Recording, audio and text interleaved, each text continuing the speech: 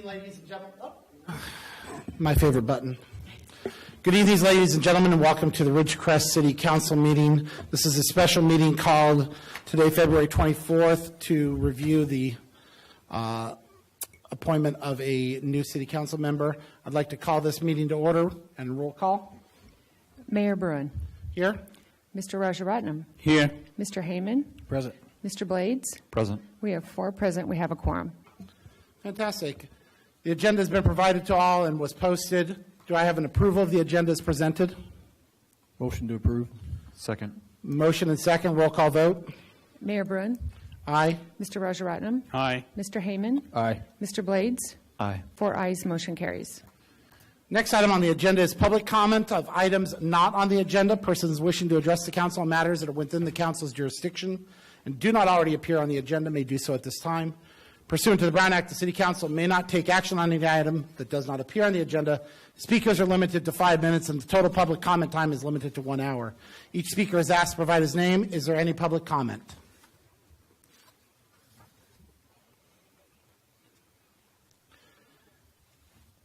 Is there any comment via phone? Seeing none, we'll go ahead and move on to our next agenda item, which is discussion and action items. This is the action to appoint a member of the City Council to fill the vacancy, including swearing in, if desired. And the list of candidates has been provided. Ms. Charlon. Mayor, I'd just like to take a moment to go over the procedure on how we're going to do tonight. As we get started, the city clerk's going to announce each candidate in alphabetical order to come to the speaker podium to talk. Once the candidate finishes presenting, the council will ask any questions they may have for that specific candidate. The candidate will then... Mr. Mayor? Yes. I'm not hearing Rika. I think you need to speak into the microphone a little more direct. Can you hear me now? Can you hear me now, Lord? Yes, thank you. Would you like me to start over, sir? Only you know what I missed. Okay. So I will start as we get started, the city clerk will call each candidate in alphabetical order to the speaker podium to talk. Once the candidate finishes presenting, the council will ask any questions they may have for that specific candidate. The candidate will then be asked to have a seat, and the next candidate will be called up. We will follow the same Q&A procedure for each candidate until they've all presented. We do have wipes up at the counter at the speaker podium. Feel free to use them before or after, however you feel comfortable to do. We will then open up to the public for comments and potential questions once all the candidates have spoken. Please remember this is a council candidate interview. If a public question to a candidate is desired, please direct the question to the council during your 5-minute comment time. When discussion returns to the council will then have the option to ask that question to the candidate. And the candidate then has the option to answer. And depending on the question, the candidate is not required to answer. Once public comment is completed, the discussion will return to council for further discussion and possible appointment. If appointment is desired tonight, I am prepared to swear in whoever you would like, and they would then be the official candidate. So to confirm, we had 7 candidates that originally applied, but Ms. Alice Jordan withdrew on February 19th, so we only have 6 applicants. So the order they're going to come up is Ms. Peggy Breeden, Mr. Skip Gorman, Mr. Chip Holloway, Mr. William Jenkins, Mr. Steve Morgan, and Mr. Christian West. Do we have any questions, council, on that? Are we good to go? No. We're good to go. Okay. So our first one will be Ms. Peggy Breeden. And when the candidate is up here speaking and talking with the council, there is no time limit. She can present, they can present, you guys can talk and take as long as you need. The only time there'll be the public comment will be the 5 minutes.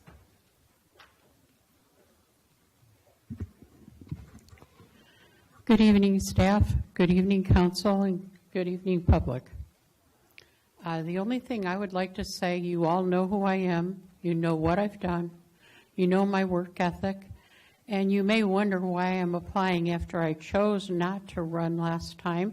And the reason was a health reason. I thought I was going to have surgery it was going to take me away from my council duties for a while, and I had told Ron that I didn't think I was going to run, and he said, please hold off a little bit and make sure it's the right decision for you. And I said, well, I'm doing this not for me. I'm doing it because I will not be able to fully serve. And I want to give the potential candidates who may choose to run that opportunity, as well as being able to give the city the time to be able to do the work they need to do. The only thing that prevented me from having an answer before the filing time was over was COVID. I was waiting for an answer from the doctors that I had seen in Palmdale to get a second opinion. And when I found out that my issues were related to the chemotherapy I'd gotten 2 years before, well, a year and a half before from cancer treatment, that I decided, oh, heck, I don't have to have the surgery I thought I was going to have. And my issues were hearing related, and I didn't have good stability. Now I've got it figured out, I've got it answered, and as you can see, I walked up here and didn't fall down. So my health is pretty good right now, and you all know my experience, you know what I've done. I don't need to explain unless you choose to ask or want to know anything from me. So whatever your decision is, Council, I will respectfully accept and know that you're doing what's best for our city and for our community. So is there any questions? How do you want this to go, Eric? Do you want to just... Well, it's kind of tricky because do we want to each take an opportunity to ask questions now? Do you want to hear from everybody? I mean, for me personally, I would rather hear from everybody before I start asking a bunch of questions. But if there's a pressing question that I think any one of us feels we need to ask of that candidate, and I'll be blank. I mean, as I'm writing down my notes, my first one, I put one, I said, why? And I got my answer. Sure. I mean, so if you have a pressing question that I think you want to ask, I think you kind of do, I want to talk. If you don't, then we can move on to the next candidate until we get through the process of the initial ones. Is that fine? Sounds good to me. Good with that? Yeah. Okay. So anybody else have any pressing questions for Peggy? I believe there will be other questions to come. Okay, I'm an Okay. open book. Thank you. Thanks. All right. Mr. Gorman, you would be next.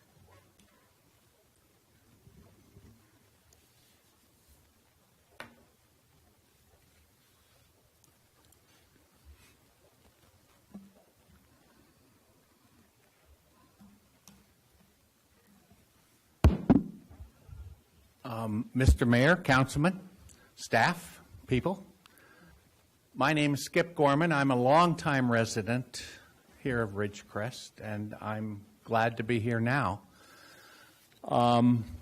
Background, I'm a retired electronics engineer, a military veteran, small business owner, operator. I'm sure I left a bunch of things out, but and I'm going to do something I was hoping I didn't have to do, and that's refer to my notes. By the way, if you're watching this on YouTube, I suppose, we still have a 22-second delay on YouTube? I don't know if it's 20 seconds, but there's still there is a definitive delay. YouTube has it no matter what. And if you might have something to say, the number here is area code 760-499-5010. I'll mention that number again. And Gary will answer the phone, and he'll probably just put you on hold for a while.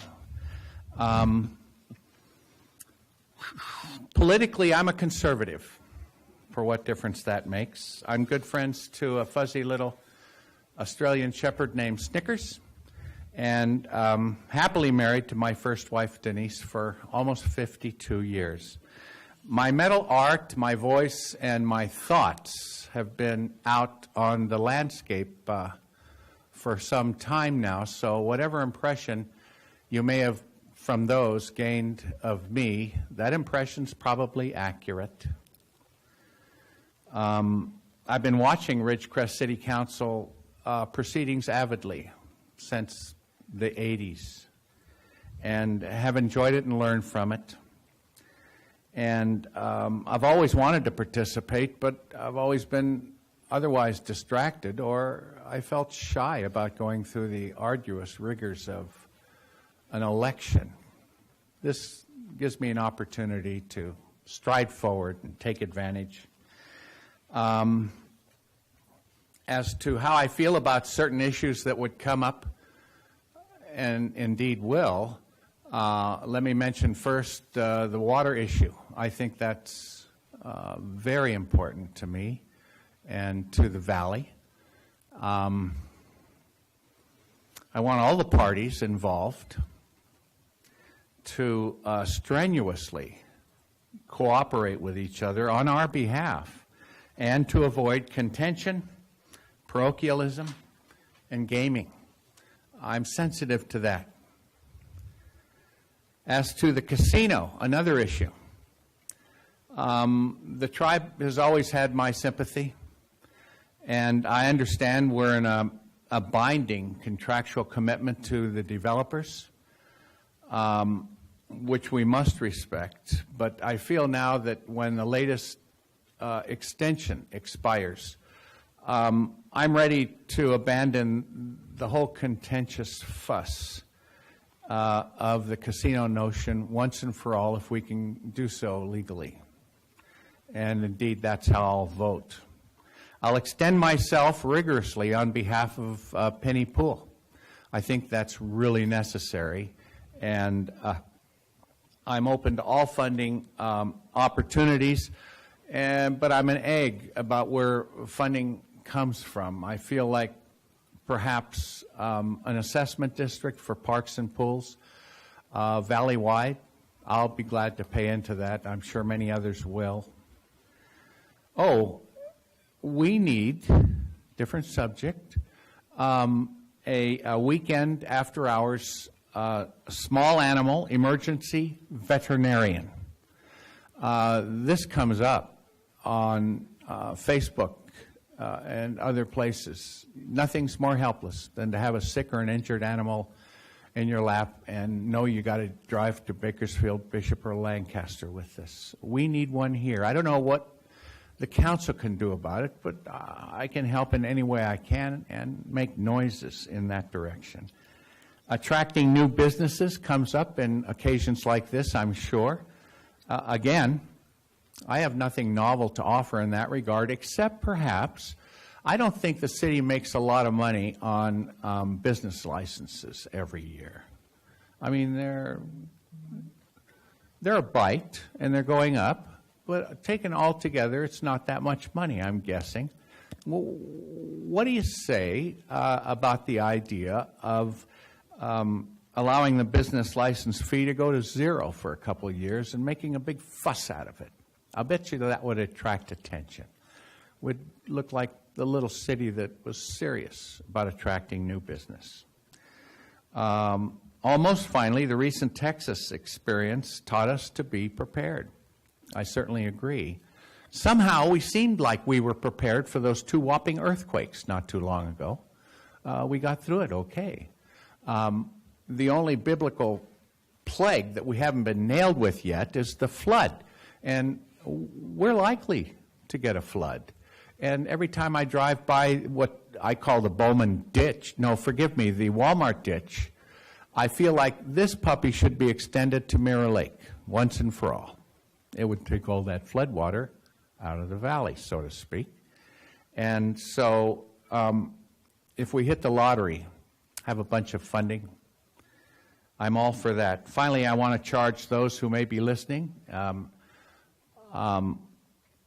and tuned in to help with the perennial issue. And here's the issue and here's the question. Please thoughtfully consider what growth means to you. And then share that with us. That's all. My friends, thank you. Thank you. Thank you. Mr. Holloway.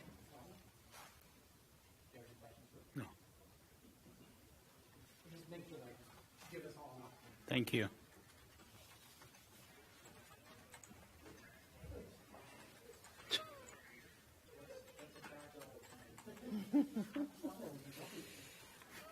You can shut off an LSU game now. Good afternoon, council, staff members, ladies, lady.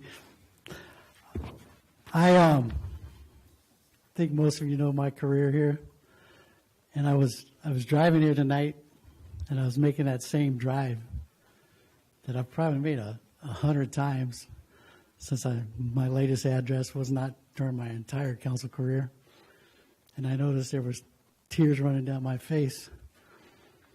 And then I realized it's because I gained 19 pounds during COVID and my pants were so damn tight I couldn't hardly breathe. Seriously, though, your why, anybody that knows me and my history in this community, is as frustrated as I get with the city and the job of city council. I have never let go since I walked off this podium in 2014. I sat here in a tearful goodbye, embarrassingly tearful, and I said I would probably never quit because this job is so hard, and nobody respects how hard the job is. All you guys are fairly new, all of you, and I think you already agreed with that. And there's always something to do, and if you truly care, as much as you want to quit, you can't quit. And I've tried to quit. I think Ron will tell you, Rick will tell you, fellow council members that have been on after me, I've stayed engaged. I try to send information to help them be successful. I still get my emails from the League of California Cities daily, if not weekly. Any advocacy group that I was part of as a council member, I've maintained a relationship to try to stay in touch. I haven't missed a council meeting, probably 5 council meetings since I left. I've watched them online, even when it wasn't voluntary. And I'm very excited to be back down here in person tonight. The elephant in the room, besides me, is my relationship with Mr. Bruin. And I know some people would take that as a negative, but I think it's an absolute positive, because frankly, I wouldn't be up here if I didn't have a tremendous amount of respect with all of you guys. And the things I've seen in 3 or 4 short, quick meetings, and the camaraderie and the pace at which you're already starting to operate at, and with this city manager. I've been through 9 city managers. And we never were in sync. Either you had a good council, bad city manager, bad council, good city manager, but we were never in sync. I feel like this council has the potential to be in sync.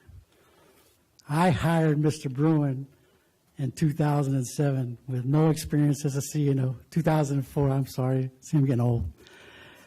With no experience as a CEO, but a tremendous just gut feeling that his background and his relationships, his dad was a Hall of Fame CEO, and that he had a tremendous Rolodex, and he could do great things for that credit union. That credit union was on the verge of failure. And we went from a $7 million credit union to possibly by the end of this year, we will be a $60 million credit union. And it's not because of Eric Bruin, the individual. It's because of Eric Bruin, the way he's able to lead, the way he builds teams, and the way he's always proactive. If I had a frustration in my 16-year career, is we were always seemed like pushing others, and we weren't pulling or leading, or if we tried to lead, others were trying to pull us back.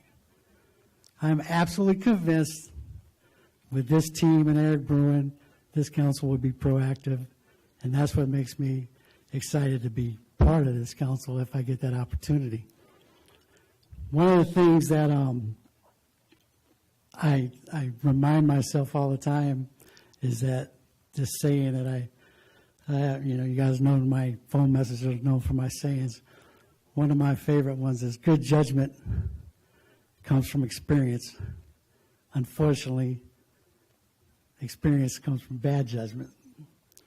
After being on that council 16 years and having the ability to sit back and watch now, I can absolutely see where I made mistakes and where I did use some bad judgment. Honest judgment, but bad judgment. But what I think that brings an incredible opportunity for you guys to not make the same mistakes that I made, and me to give you some input that you likewise wouldn't have. And I see the road going forward. And while I'm very excited about the potential of this council, I have no illusions, and you guys absolutely shouldn't have no illusions, and the public should have no illusions of how hard the path going forward for this community is going to be.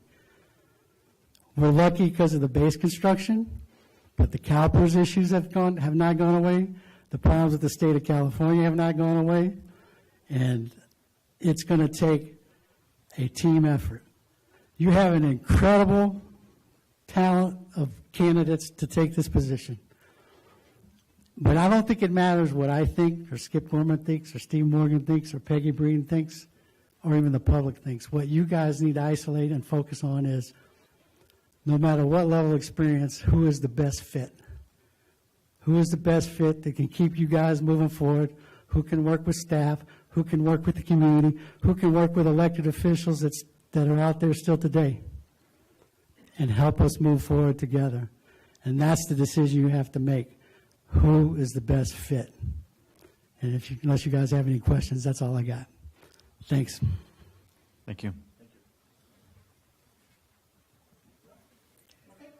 Mr. Jenkins?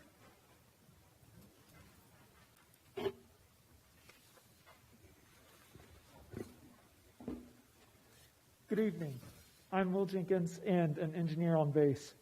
A few years ago, a friend invited me out to learn more about working out here.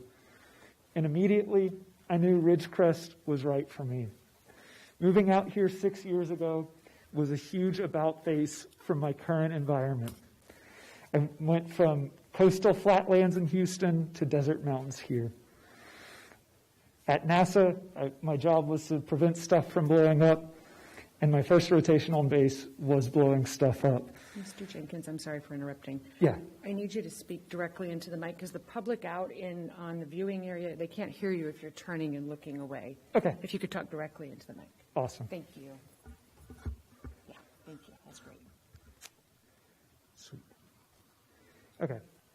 And one of the big changes was going from having my family all within an hour drive to having to create my family here. So thankfully, I was able to build my community here quickly. I developed a great friend group and found a church home. Soon after coming here, I wanted to be involved in our community. I started volunteering more at church, helping out as much as possible. I want to inspire and empower our young leaders and begin volunteering with Expanding Your Horizon and Young Engineers and Scientists. These two great organizations showed our community's commitment to education and our future. During the start of the pandemic, growing a garden was a personal lifesaver, and it was important to be able to give back to the community. And so I got involved with the new community garden and helped with that. This leads to why I want to be a part of City Council. I'm invested in seeing Ridgecrest's success and feel called to serve my community. I want to see Ridgecrest grow and thrive. And for a while, I complained about Ridgecrest, and I wasn't providing solutions. This is an opportunity for me to provide solutions and work towards building a better Ridgecrest. It's a personal responsibility to serve, and I have to answer the call. There are some big problems on the horizon for Ridgecrest. Short term, we have to figure out how to recover from COVID-19 and how to intelligently fund our fire services. Longer term, we need to work to improve the city's revenue and secure our water future. These problems are not going away, and we no longer have the ability to kick the can down the road. We have to address these problems now. And that's going to take teamwork, collaboration, and communication. To move our city forward, we can no longer rely on how we've always done things and must develop new ideas. Thankfully, I'm able to create connections and partnerships and work across boundaries to create novel solutions to difficult problems. Serving you as councilman will be the same and will enable me to engage the community to help. I want to work with y'all and the community to help solve our problems and turn them into opportunities. Ridgecrest is my home, and I am invested in seeing us thrive and bloom. I'm excited by the opportunity to work for our community and set us up for enduring success. Thank you. Thank you. Thank you.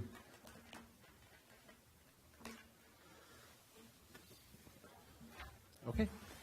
Next, we'll have Mr. Morgan come up and speak.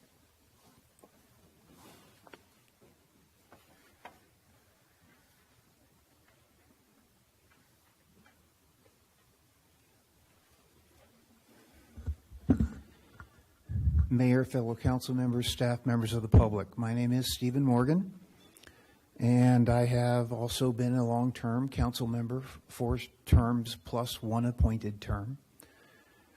I am passionate about this community. I have always participated in not only public events, but community service events in this community. Some of the things people don't know about me. I was asked to be on the board of the Women's Center High Desert when they were trying to put together the means to build a new women's shelter in town.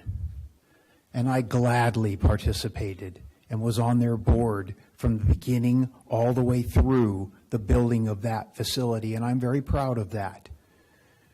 The wastewater plant. Long time ago, we were under the gun with the Haunton Water Quality Board. The water during our breeze events in the community was overlapping the ponds, and we had to go in there, and I had just come on council when this became an issue with Lahontan. We went in there, we cleaned out the ponds, we deepened the ponds, but we also put money into the wastewater treatment plant. We fixed the digester that wasn't working. We fixed the grit chamber. We fixed a lot of the different pumps and the internal workings of that plant, and we expanded the pipe that goes into that plant. The plant was working at about 1.8 million gallons per day when we started our upgrades. And when we were through, the plant was up to 3.2. Couldn't get all the way to 3.6, which is what it was rated at. But a lot of folks don't know that. That myself, and I'm going to, Mr. Holloway, we're involved in this.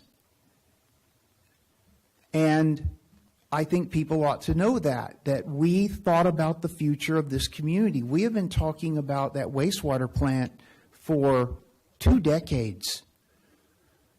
And with all due respect, the work that was done while I was on council was very frustrating because the Navy kept moving the ball.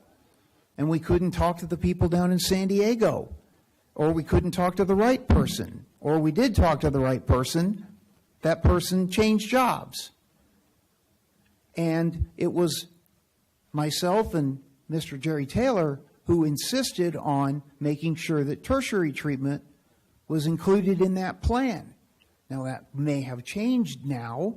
You have the water district, and you're working with different scenarios to just treat the plant, or treat the water minimally, and then ship it to the water district for complete treatment. But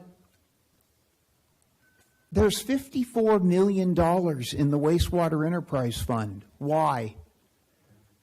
Because previous councils put that on the tax rolls, because we knew that we were going to have to replace that plant. The future of Ridgecrest. wasn't me. It was a team. It's always about the team. And Mr. Gorman, don't worry about not having to look at your notes, because I got to do the same thing, because you forget things that you want to say.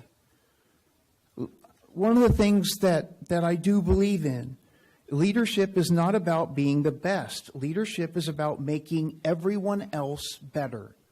And I think I did that in my time on the city council. I would ask you, for those of you who spoke to me before tonight, I said, talk to Mr. Holloway, talk to Jason Patton, talk to the staff, talk to Narissa.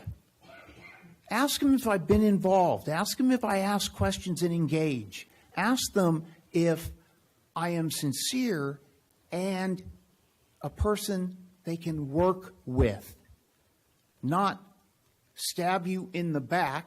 Mr. Heyman, you should be very familiar with that. When you made your tough decision on water, you got stabbed in the back. One person went so far as to write a letter to the editor and say he was embarrassed he supported you. But those tough decisions are what we do on the council. We don't shrink back from the tough decisions we need to make for the future of this community. I never did that. And I will never do that. Some of the other things that I think are important, when I got out of the Navy in 1988, I moved into what used to be called Prospect Park, which is now La Mirage. I had a temporary house right on La Mirage Boulevard until I built my home that I still live in today. I moved in March of 1990. I didn't move into the community to run for office.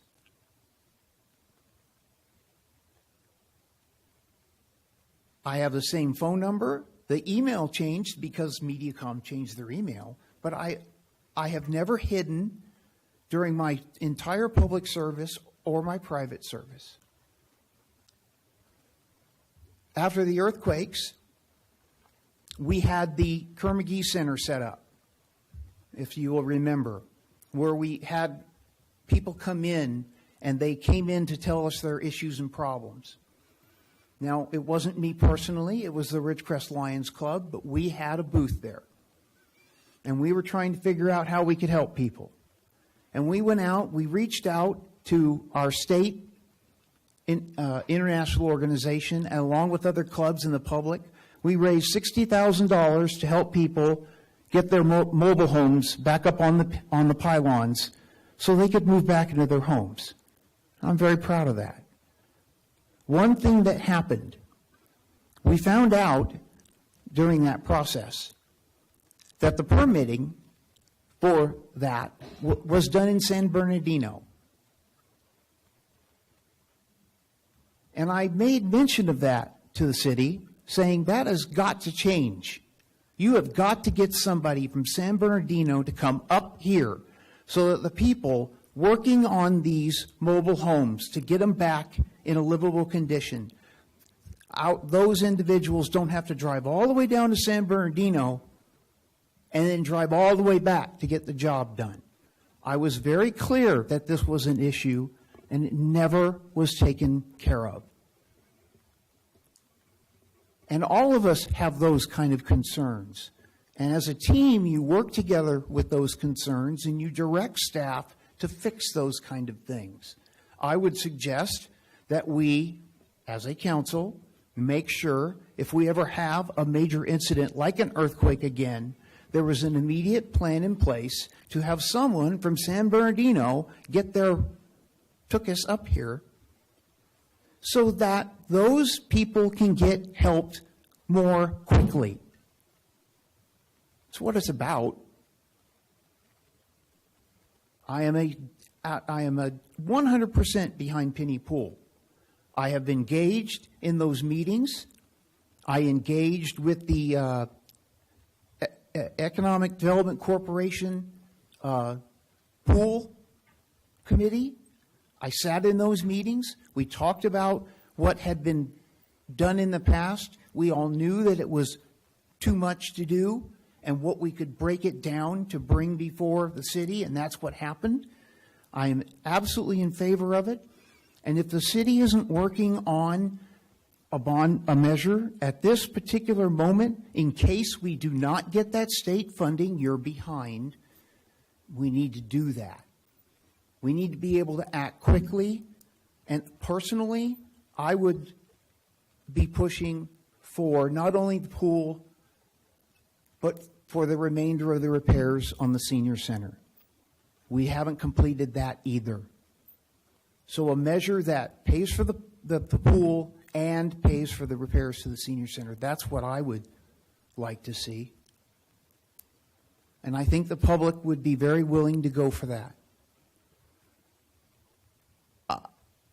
I've been to council meetings, I've been to committee meetings. At the last Chamber of Commerce meeting, online, virtual, Vince Fong was the speaker. He didn't have to, but when he was talking about the public being engaged and being active in the community and listening to the community, he mentioned my name because I have been after him about COVID and the lack of the number of immunizations we're getting. It's not fair. It's not right. But all of these things, I hope, show you that I really do care. And that I can be a good partner with you on the council. And the last thing I'll say, I'm Mr. Third Place. We all know this. You all know this. In 2018, I placed third for a council seat behind Mr. Heyman and Mr. Mauer. I was 191 votes behind Mr. Mauer in third place. I continued to be a part of this community, and I continued to work, and I continued to care. In this last election, Mr. Blades, Mr. Rajaratnam, you slam dunked it, and I congratulated both of you. And Mr. Rajaratnam, you will remember that when I had heard you were contemplating running for council, and I was under the impression that you were still undecided, I came to your office, I asked to speak with you, and I encouraged you to run because you were not treated correctly at the last appointment process. It wasn't fair. There was a bias, and it wasn't right. And I am ever hopeful that you four gentlemen are absolutely treating this fairly and evenly. I actually believe that. I really do. Mr. Heyman, when you got stabbed in the back, I called you just to say, hang in there. That was sincere because I know how tough it is when you're being attacked, especially from people you thought were supporting you. Not all the time, but for the most part. But they were vicious. That's not right. This came out a couple days ago. Information alert for all casino opponents. The new mayor has called for appointment to the council to replace resigning member Mike Mauer. The list of applicants is mostly favorable to the casino. However, there are 3 undoubted top contenders who would do all in their power to help it happen, even after 3 years of failed funding to actually buy the land.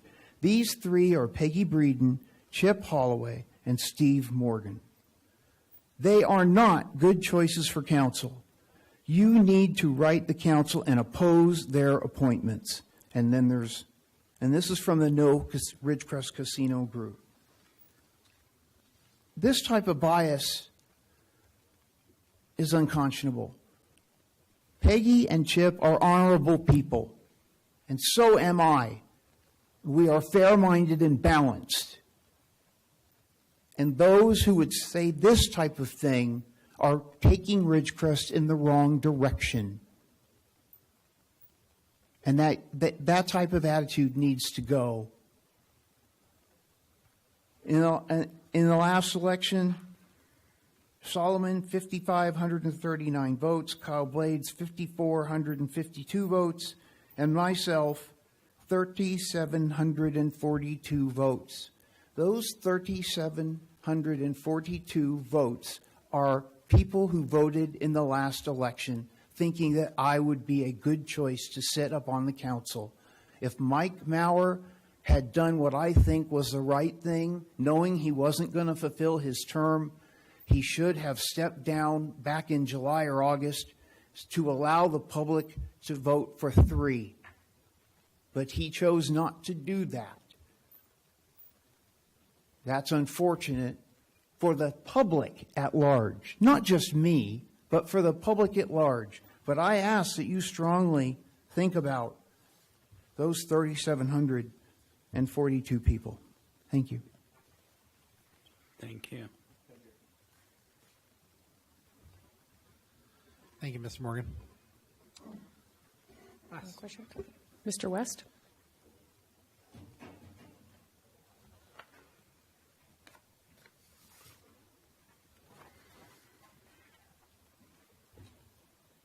Good afternoon, everybody. Pretty sure everybody kind of knows me by now. I ran for mayor against Eric, so I was out there. Everybody should know who I am, but I'm Christian West. Lived here basically my whole life. Was in the service for 4 years. Came back. Was a machinist out at Cerro Valley Minerals. Now I'm a machinist for the government on base. I try to stay involved as much as I can. I've done umpiring of baseball for high school, JV, refereed the youth basketball, middle school basketball. Right now I'm on the Measure V committee. It's going good. I like that. So basically, I want to be involved on the city council to stay motivated to improve my community and make a difference in the lives within the community, to be a part of the vision and implementation involved in growing Ridgecrest to its fullest potential. Basically, I just want to be here and help the city grow and not sit on the sideline. And I do think that it's time for new faces. Obviously, we have all new faces up there right now, basically. And I think it is time for new faces to come out. And I think that and no disrespect to anybody who's running right now who was already up there, I think that it's time to pass the torch and let the younger generation come up and start filling the roles. And we can be mentored by the older mayors or city council members. Maybe like an adopt a mayor type of thing or something, I don't know. But I feel like the younger generation needs to come up, and by just letting or electing the same faces that we've already had up there is only going to discourage the younger generations from even wanting to try, because all they're going to see is the same faces up there every time. So basically, yeah, that's it. I mean, I just like to thank the community, really. When I ran for mayor, I had 1,500 votes. Last place, woohoo. But I don't own a business. I've never ran for anything in the city. I'm only 31 years old, and nobody really knows me here, so I feel greatly honored with my community for giving me the opportunity and voting for me. I do like that. I appreciate that. Yeah, basically, I'm an open book, open ear. Anybody has any questions for me, just let me know. Thank you.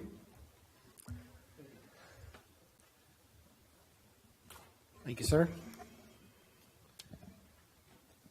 Anybody else want to take a big, deep breath? Yeah, just for a moment. Yeah. Whew. I got to tell you, that's my exact. Okay. All right. Next will be I'm going to let Ms. Charlene go ahead, and next will be the public comment, correct? Yes, it is. So anybody who's willing to come up and speak and has questions or comments or concerns, You're welcome to come up at this time. We do have a caller on the line. I'm not sure how long the person has been there. I was not looking at that. I apologize. But I'll go ahead and take the first public comment, and then we'll take the caller immediately following this comment. Thank you for letting me know. Sure. Thank you, Tom Wicknick. I have a problem with the proceeding and how it's working here tonight. And my problem is that I think we have at least one conflict of interest involved in this decision-making process, at least one. And as with Mayor Bruin sitting, running this meeting and handling the discussion. Right now you have excellent applicants for this position, and this is not to reflect on any of them in any way. However, we have a situation where in years past, Mr. Bruin donated a lot of money to Peggy Breeden's campaign when she ran for mayor. When Mr. Bruin ran for mayor, she reciprocated by donating to his campaign a large amount of money. Mr. Holloway donated to your campaign. And others. I don't know about any of the other applicants. These are the ones I know about. I do know that there were others that gave you endorsements in your campaign for mayor. Because of that, the conflict of interest is, at least with 3 people that are in the applicant pool, that supported you in one way or the other, either financially or with actual public offers of support and endorsement for your run for office. The code from the Fair Political Practice Commission has an area that talks about making decisions based on campaign contribution bias. And I was glad to hear Mr. Morgan mention something about bias, because bias is what I'm talking about here tonight. I know you would have a hard decision because you had 3 supporters and they're all applicants. Which one of those would you pick, if any of them? Okay? But according to the code, it says, an official does have an ethical duty to make independent decisions not swayed by the fact or promise of a political contribution. In certain areas, decisions, however, a local agency official must disqualify himself or herself if the official has received cash or in-kind contributions worth more than $250 during the previous 12 months from any party or participant in the proceeding. This isn't me making it up. This is the code. Additionally, it is illegal to receive or solicit campaign contributions. Now, I'm not saying you're doing that, so we'll just skip that part off. But it says it's pretty clear that if you participated or received contributions worth more than $250 in the prior 12 months before this proceeding from any of the applicants, you shouldn't be involved in a decision facing these applicants. What's so hard about that? Let's say it's not illegal. Let's say the city attorney gives you an out and makes a decision that says, no, it's okay. What about the appearance? I'm pretty sure you got the ethical training when you took office. And they say a lot about appearance also, or perceived action, because I've had that ethical training too. And if there's an impression that the public can get that might have some kind of impact in how you make your decision tonight, or when you make your decision about this pool of candidates, if it's based, somebody is going to see it based on something to have to do with your campaign. Whether you make an honorable decision, whether you make a decision that you think is the right decision. Like Mr. Morgan said, sometimes you make decisions that are hard to make. Mr. Holloway said something he made, how did he say that again? Bad decisions that he could have done better or something like that. I can't remember exactly what he said. But the point is, right now, we're in a position where you should take the time to think about this now. I don't know about I'm sorry, I have a hard time with your last name. Solomon, that's fine. Okay. I don't know about your donations and what your background is, But if there's still 3 of you left, you can make a decision. Do the right thing and turn it over to the other 3. Step back so that they're not involved or there's no perception of bias. It'd be the right thing to do. Thank you. Thank you. Thank you. We're going to go ahead and take got to push my button. We have a caller on hold, so we'll go ahead and take the public comment from hold. Caller, state your name. Caller, state your name.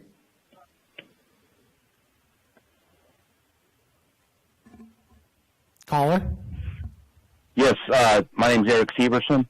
I'm calling to encourage the council to really take a good look at Mr. Morgan. I've known Mr. Morgan by reputation for many years. I keep up with the local news. I see him out there even when he wasn't on council, working with the Lions Club to get funds for the Piney Pool repairs. And then I did meet him when he came in to take over Mike Mauer's spot on the Measure V committee 2 years ago. And at that point, we just had our chairperson resign right as we were getting ready for the final push. And we had a lot of inexperienced people on the committee. Steve took leadership of the committee, and we got that was the year of the earthquake. So obviously it took a little longer to get that done. Then we came in last year, and we were rocking and rolling, getting ready to get the report submitted on time, and then COVID hit. But we worked it out, and we got it done. And just coming to get to know Steve over the last couple of years, he's just a guy that gets things done. I think his leadership and experience on the council is a big plus. But the one thing I think is most important regarding Stephen is the fact that he ran for the council seat only, 2 or 3 months ago. I just think that says a lot. I'm not disrespecting any of the other candidates at all. I just think that running for a council seat 2 months ago really says that how committed you are to being a member of the council. So I hope you take my thoughts into consideration, and thank you for your time. Thank you, sir. Dave, I know you're coming up, but I'm going to go ahead and clear all the calls if I can first. Is that okay, sir? Thank you very much. Are there any other callers online? Caller, state your name. My name is William and Carroll, Carroll. Go ahead, sir. I'm online now? You are, sir. Okay, I'll turn my thing off here. I have two concerns and thoughts on the criteria of what the next candidate should be. And I would prefer that we get some fresh blood in there and people that are not affiliated with the real estate industry, whether it be directly in sales or support or even providing advertising services for that. The reason being is my street in front of my house is no longer paved. It is pure gravel. It was paved in a beautiful neighborhood when I moved here. But all along, every year, I see that our funds are redirected to support new development and new real estate, but yet people like us for 30 years who have been paying taxes here would like to see some of our money come to keep our. So currently, all the other candidates that are fully served on that council have misdirected money and have caused a lot of neighborhoods to go down. I would like to see someone who has not served on that council bring fresh blood, fresh idea, and most of all, important emphasis on current homeowners and people that have bought into this piece of the rock for years and years and years, and see that we can get things taken care of to keep our values up. The city talks about we need to find new ways to get new revenue and all that stuff. Heck, if I can get my house sold, if I can get my neighborhood cleaned up, the next person that comes in will be paying 3 times as much as I'm paying in taxes. For right now, I wouldn't buy my house in this neighborhood with this poor of a street if they were giving it away for half price. So I want fresh blood in there and people with emphasis for people that are long-term taxpayers and our needs being taken care of. Thank you. Thank you, sir. And if I could ask you, feel free to send me the street so that we can look it up on our planning guide and give you some update on where your street is exactly on our plans. I would be more than happy to share that with you. I wonder if you even have it listed as a street anymore and rather as a gravel road. You know, what is it? It's that bad here. I live on Sims. Okay. Well, I promise, sir, we'll at least find out and get you an answer. I mean, if I had Bart here, I'd ask. But, I mean, I know that we've made some significant strides there, and thank you for bringing it to our attention. We'll once again ask questions. Okay, well, and the third thing is, let's stop with this cute little patchwork stuff. All it does is crud up the undercarriage of my car, and it really doesn't fix anything.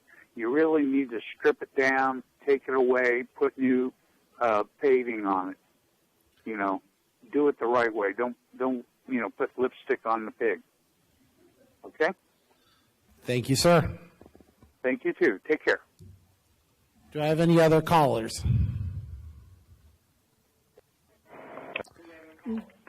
Caller, state your name. Yes, Renee Westolusk.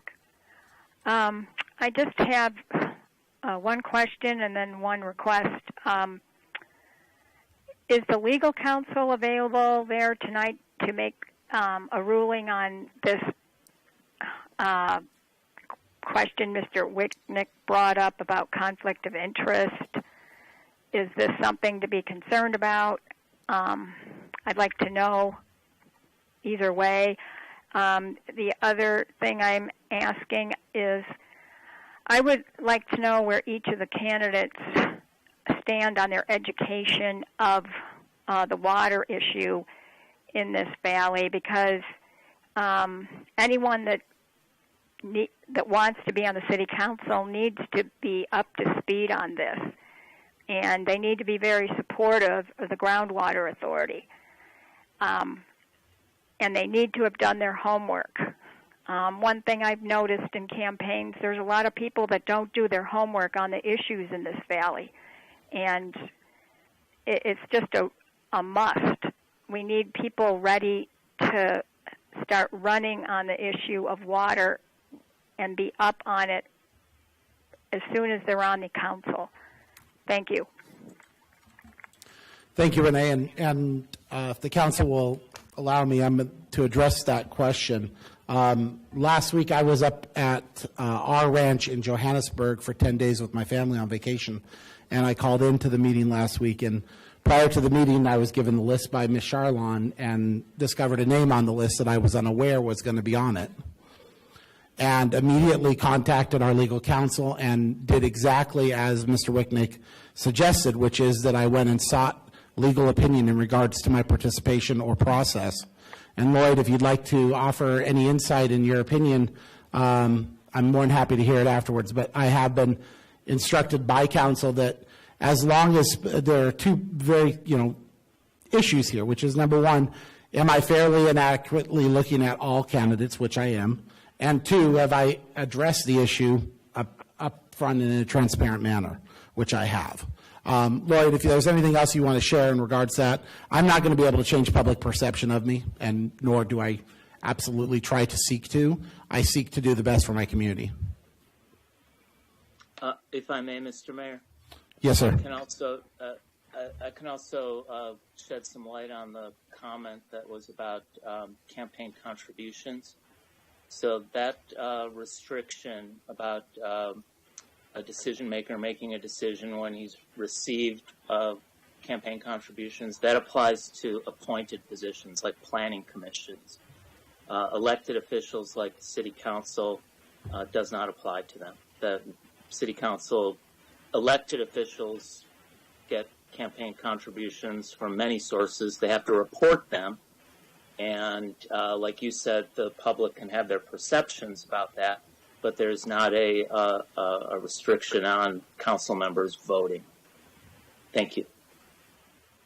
Thank you, sir. Okay, are there any other callers coming in?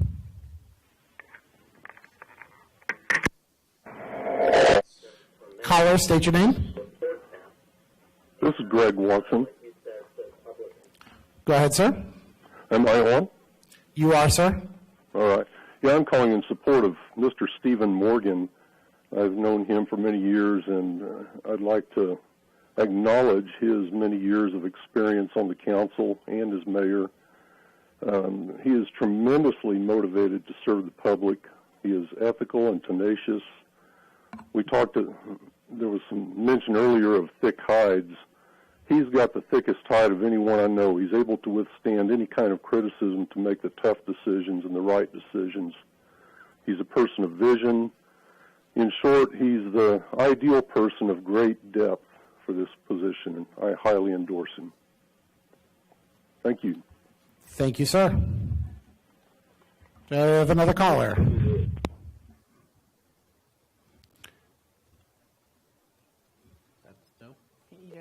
Yeah. Caller, state your name. David Reynolds. Please go ahead, sir. Thank you. Good evening, Mr. Mayor.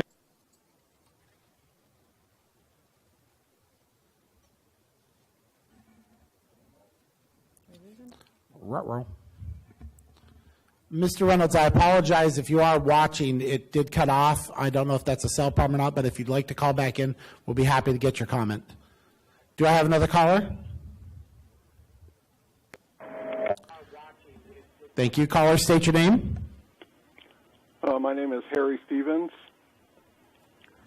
Please go ahead, Mr. Stevens. Am I on? You're on, sir. Oh, thank you. There was a problem with the last caller.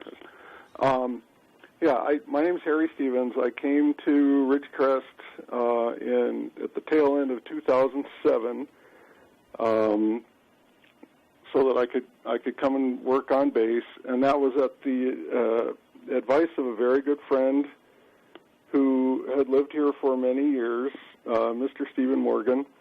I've known Steve since 1980.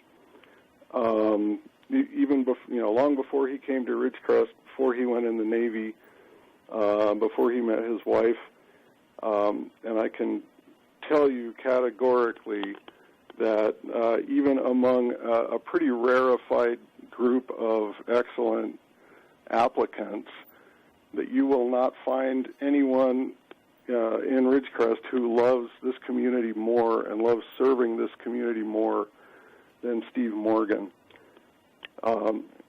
He may not win the Mr. Congeniality contest, but I can tell you that he cares about listening to his constituents, listening to the council members, evaluating all of the options, and doing exactly what his constituents want within the guidelines of what's legal and what is practical in terms of budget, et cetera, et cetera.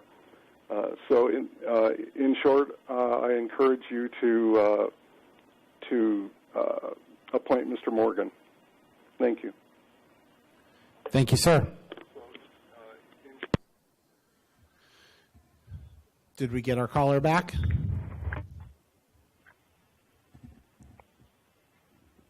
Okay, caller, state your name. Yes, my name is Mike Neal, and I have a comment to make. I'm going to start out commenting on the three candidates here tonight who have all been on the council previous years. Now, you can take note that in the case of Mr. Breeden and Mr. Holloway, everybody's well aware that these are very close friends of Mr. Bruin, and that they are going to think and act and drive, agenda items the same. And now, there's no saying that if you've got a group of people discussing something and you all think the same, that you're not all necessary. Only one of you needs to be there. Would recommend the statement of a prior caller who said we need new blood on the council. I'll remind you we got some new blood on the council 4 years ago, and Ms. Stevens did an excellent job. She had no prior experience. She didn't have these contacts and friendships tying her down, trying to drive her in directions other than exactly what she thought was right for the city. And after all those years of the prior council, Mr. Holloway and Mr. Morgan, for years and years being on and not making much progress other than spending probably too much money on streets, we now have a solution to get our streets taken care of for the most part in less than 10 years' time at least. Could be more than that if we get more ambitious. So I would just recommend that you have 3 other candidates who are not part of the political club in Ridgecrest, who already have their preset agendas for what they would like to see happen in this town. Largely business-friendly interests, not necessarily just for the people. And the one that I hear that I think probably sounds the most, I would say, just ability to look at problems, solve problems objectively is Mr. Jenkins, having known nothing of him other than what I just heard tonight. So that would be my recommendation for those of you who haven't already made up your minds on this issue before the meeting even started. Thank you. Thank you, sir. Do we have another caller? Okay. Caller, state your name. David Reynolds. Thank you, Mr. Reynolds. We apologize for whatever happened there. Please go ahead. All right, thank you. Good to be back. Thank you for giving me the opportunity to be heard. As you know, and probably you're aware of, that there's a general exodus often for the younger demographic that comes to China Lake to work. People who didn't grow up here but are offered opportunities, whether it be employment or otherwise. And there seems to be a trend where within 5 years or less, a lot of them leave. And this is troubling for many reasons, for the longevity of our community, as well as the vitality of employment opportunities and for the base, for the work that we do here in Ridgecrest. I believe that there is a feeling of disconnect between this demographic and the local government.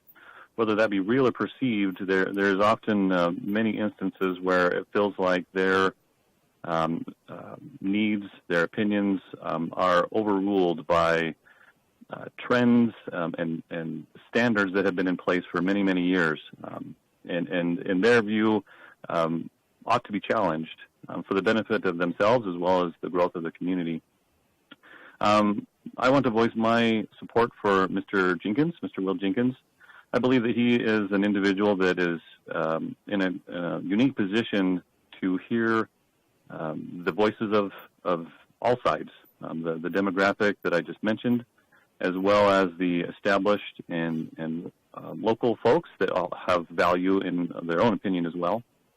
I believe that he is a person that's collaborative in nature. I've worked with him for many years. I've known him to be very innovative in thought, but also very collaborative in the way that he understands and evaluates contrasting views and drives towards a common good for everyone, whether it be a work setting or a community setting. I believe he would be in an excellent position to offer value to the City Council, to bring that insight as well as other talents that he has and other insight into the benefit for the growth and the longevity of our community. Thank you. Thank you, sir. Any other callers? Dave's waiting. Okay. Thank you, sir. I was saying, you know what? We have one more caller, Dave, and then I'm going to let you go. Because I feel bad, Dave. I know you're waiting. Caller, state your name. I was saying, you know what? We have one more caller, Dave, and then I'm going to let you go. Because I feel bad, Dave. I know you're waiting. Caller, state. I love hearing myself. You know what? Hello? Hello? You're on. I feel bad, Dave. I know you're waiting. If you can turn your monitor down or your sound off, that would be appreciated. Okay, I'll turn it off. Is this Eric? Yes, it is. Please go ahead. This is Mike Maurer calling from cold Iowa. I just want to clarify one thing. Steve Morgan's criticism of me for not resigning in July so it could be on the ballot. I had no intention of resigning back in July. I didn't even have my house on the market when it sold in October and closed in November. So I apologize for that, but gee, if I had the insight that that was going to happen, I would have. Anyway, and I would like to state that I don't know of any council members that have diverted road money for their own benefit. So I think that's a criticism that's not correct also. And I would like to support Peggy for taking the position. Like the one caller said, the person you appoint needs to have an update on water. And Peggy is about as knowledgeable of water as anybody. And she has the experience where she can hit the ground running if you appoint her. Thank you very much. Thank you, sir, and best wishes in Iowa. Thank you. Bye. Mr. Matthews, I have put you off twice. I refuse to do it a third time.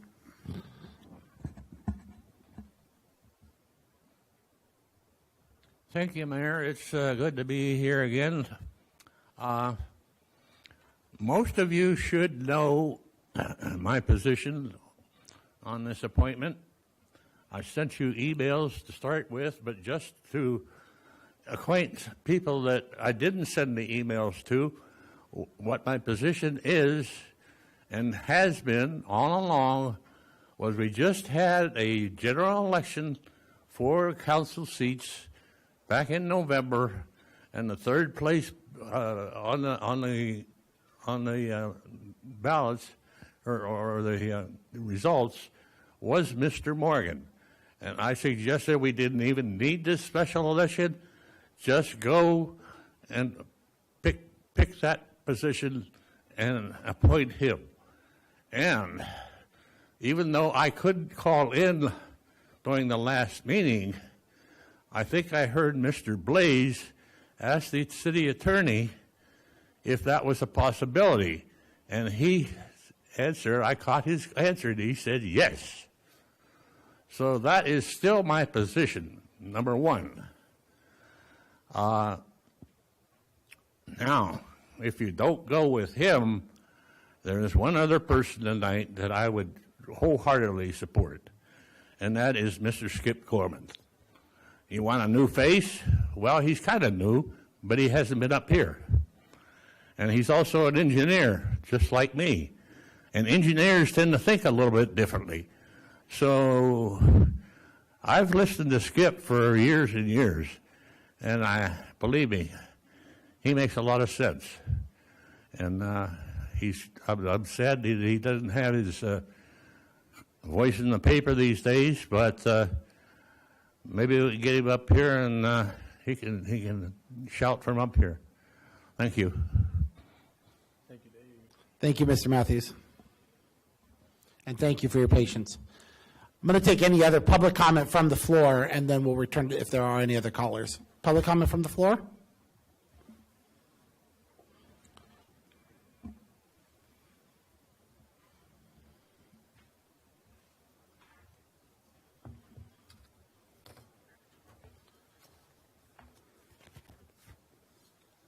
Good evening, Mr. Mayor, members of the council, members of the public.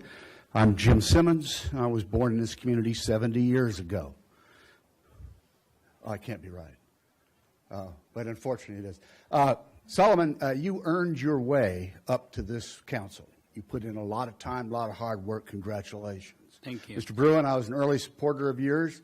I'm glad that you succeeded in your quest. Mr. Heyman, you don't know me, but you knew my folks, Ed and Colleen Simmons, very well, and they always thought very highly of you. For you to command that many votes in that election said a lot to me. So I have a lot of respect for that. Mr. Blades, you have appeared on this council and been one of the sole voices I have seen who has been willing to outreach to the community in your various postings on Facebook. I commend you for that. Thank you. You guys have developed a very fine city manager. Maybe you're not aware of all the things he does behind the scenes, but I can tell you he has earned a lot of respect in the business community and people that I work with in this town. And and we think he's really grown in this position, and we appreciate your hard work, Ron. I take a bigger view, concentric circles out as far as I can get them. But starting here in town, I want to rename East Las Flores Avenue to Civic Avenue, where the museums and parks are. Just that one stretch. Won't cost much for stationery, but we need Civic Avenue to be that street's name. I want to engage our state senator. I'd like you to engage our state senator and get Garlock Road raised back up to 65 miles an hour where it's always been and needs to be again. That's the path through. Interstate 11 will be built just east of us, the first new interstate in the system in 100 years. It will go from Arizona up through Vegas, Pahrump, and up to Reno. This city should be looking at how we can position ourselves to take advantage of the fact that the very first new interstate in a million years is going to be built on our eastern edge. As to economic, Mr. West, I wanted to salute you for your comments about getting some young people. I think that's very much the case. We need to do that. I'm sorry we didn't see a lot more people apply for that job. Economic development, this city has done has made a lot of mistakes in that field because they do it backwards. Economic development, to be successful, requires that you start here first. Stop the bleeding, improve the quality of life. Then you move up to make our current businesses even stronger. And only lastly do you go out and find new ones. So your economic development model needs to be turned around so that we focus on what we have here first, make it strong.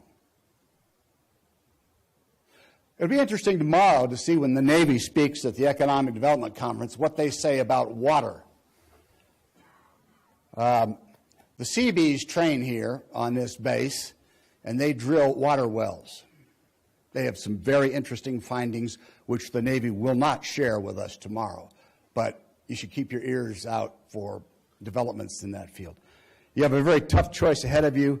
I've heard that Peggy is a preferred choice, and I can certainly live with that. She's been a wonderful mayor and an excellent businesswoman, real credit to the community. But I wouldn't want your job tonight to make the decision between these very good candidates. Thank you for your time. Thank you, Mr. Simmons. Is there any other public comment from the floor? All these wonderful people and only 2 people want to talk from 3 people from the floor? Fair enough. Are there any callers? Caller, state your name. My name is Rachel Newbold. Please go ahead, Rachel. Okay. And I just wanted to call in and second Dave Reynolds, who was one of the previous callers, what he was saying about William Jenkins. I've known him for several years, and he will bring a fresh perspective to the community, as well as being able to reach across the aisle and work with people even he doesn't necessarily agree with. He's extremely empathetic and thoughtful, and as a transplant who came to Ridgecrest after college, he has that perspective of being a new person in the community. So he's not just someone who's been here so he'll bring those ideas, and he's very intelligent and will be able to follow through on those. And that's all I wanted to say. Thank you. Thank you very much. Do we have any other callers? To follow through on those. Caller, state your name. Scott Leahy. Please proceed, Scott. Yes, hi. You guys have a tough decision tonight, and I certainly appreciate all of you up there serving the city. I am not going to make a specific recommendation. I really just want to thank all of the people who applied to serve on the city council. Your care for the city is obvious. If I had a personal preference, it would be Peggy, because I know and trust Peggy. I think she has never done anything in this city other than work for the city. So, but I also understand that our city is comprised of not just the older people that have been involved in city politics for for years.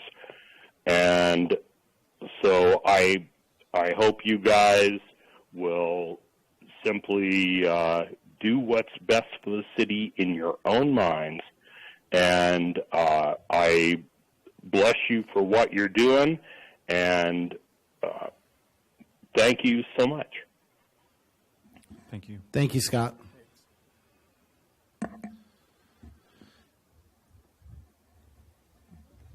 that it? I'll say the color changed. I did notice that. I can't tell any other colors, but I was able to tell that one. Okay, one more big.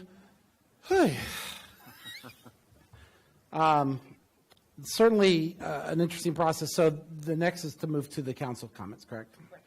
Okay. Would you like to go individually? Would you like to go by candidate? Oh, looks like another call.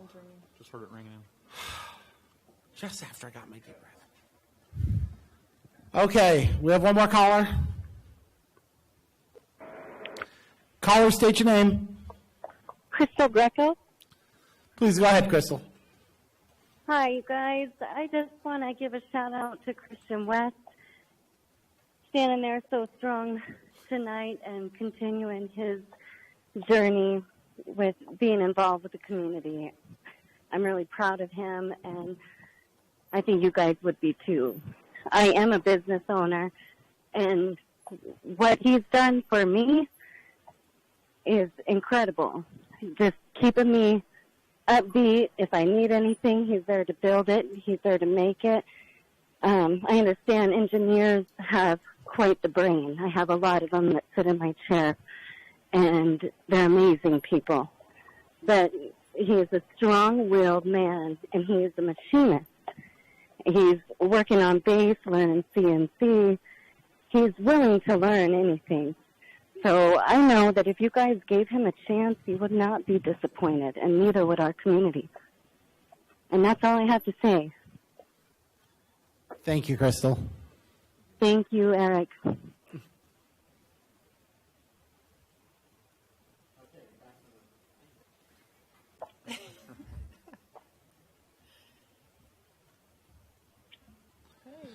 When I leave this office, I'm wanting all little things that says don't push the button. I'm going to do it for 2 years straight. First, do you want to go by, we said by candidate, or do you want to go each council member individually? I think whatever causes the least stress on the candidates. I don't know if we're all going to just repeat the same questions, and then it's just going to be laborsome. They're up and down, up and down. Let's do it by candidate, and maybe just reverse the order from how they spoke first. Does that sound reasonable? Sounds good to me. Solomon? Reasonable? So we'll just reverse the order, and we'll so would be any questions to begin with Mr. West, and I'm going to just go side, and I'll reserve myself for last, and then move to the next. Is that fine? Okay. Any questions for Mr. West? So I'm going to ask the same question of everybody, and if you feel like you want to come up and answer it, Mr. West, that's fine. I have pages and pages of notes and questions I wanted to ask, but I had the privilege of sitting down, except for Mr. West. We sat on the phone. It was more handy at the time, but I sat down with every single candidate. Some of you sorry, you got to wait for my intro a little bit. Sorry about that. No, you're good. Some of you for up to 2 hours, and all of them were brilliant conversations. Mr. Morgan, I learned a great deal about the past, history, some things to pay attention to in the city. Thank you for all of that conversation. I genuinely appreciate it. Mr. Gorman, I'm going to have to ask you when you come up here, where was the Magna Carta signed? I'd like to know. But it was a lot of brilliant conversation, and I did buy that a book from that author. Appreciate that. Mr. Jenkins, it surprised me, that especially since you're somewhat, right, even 6 years is somewhat new to this area, that you had a lot of command of what was going on in this area. a lot of good vision. I appreciated all of that conversation. It was good. Peggy, like I said, we work together. I know exactly where you're coming from on everything, and I'll tell you now, and I'll say it to everybody, just in case there are new people on the phone. I think your time on this council greatly changed the politics in Ridgecrest. You brought a lot of civility and decorum that was much needed, and a lot of level-headedness, and I respect that. Thank you. Chip, it was a great conversation, a lot of laughs, a lot of fun, and I think that, and I'm going to say this to you, and I'm going to say it to everybody, I think that every single applicant would fit in the seat great. And like you said, it's all about just trying to find that personality, the person to fit in, who's going to work well, who's going to keep things moving. Because I'm going to say that this is a pretty good, in my opinion, council we have going on right now.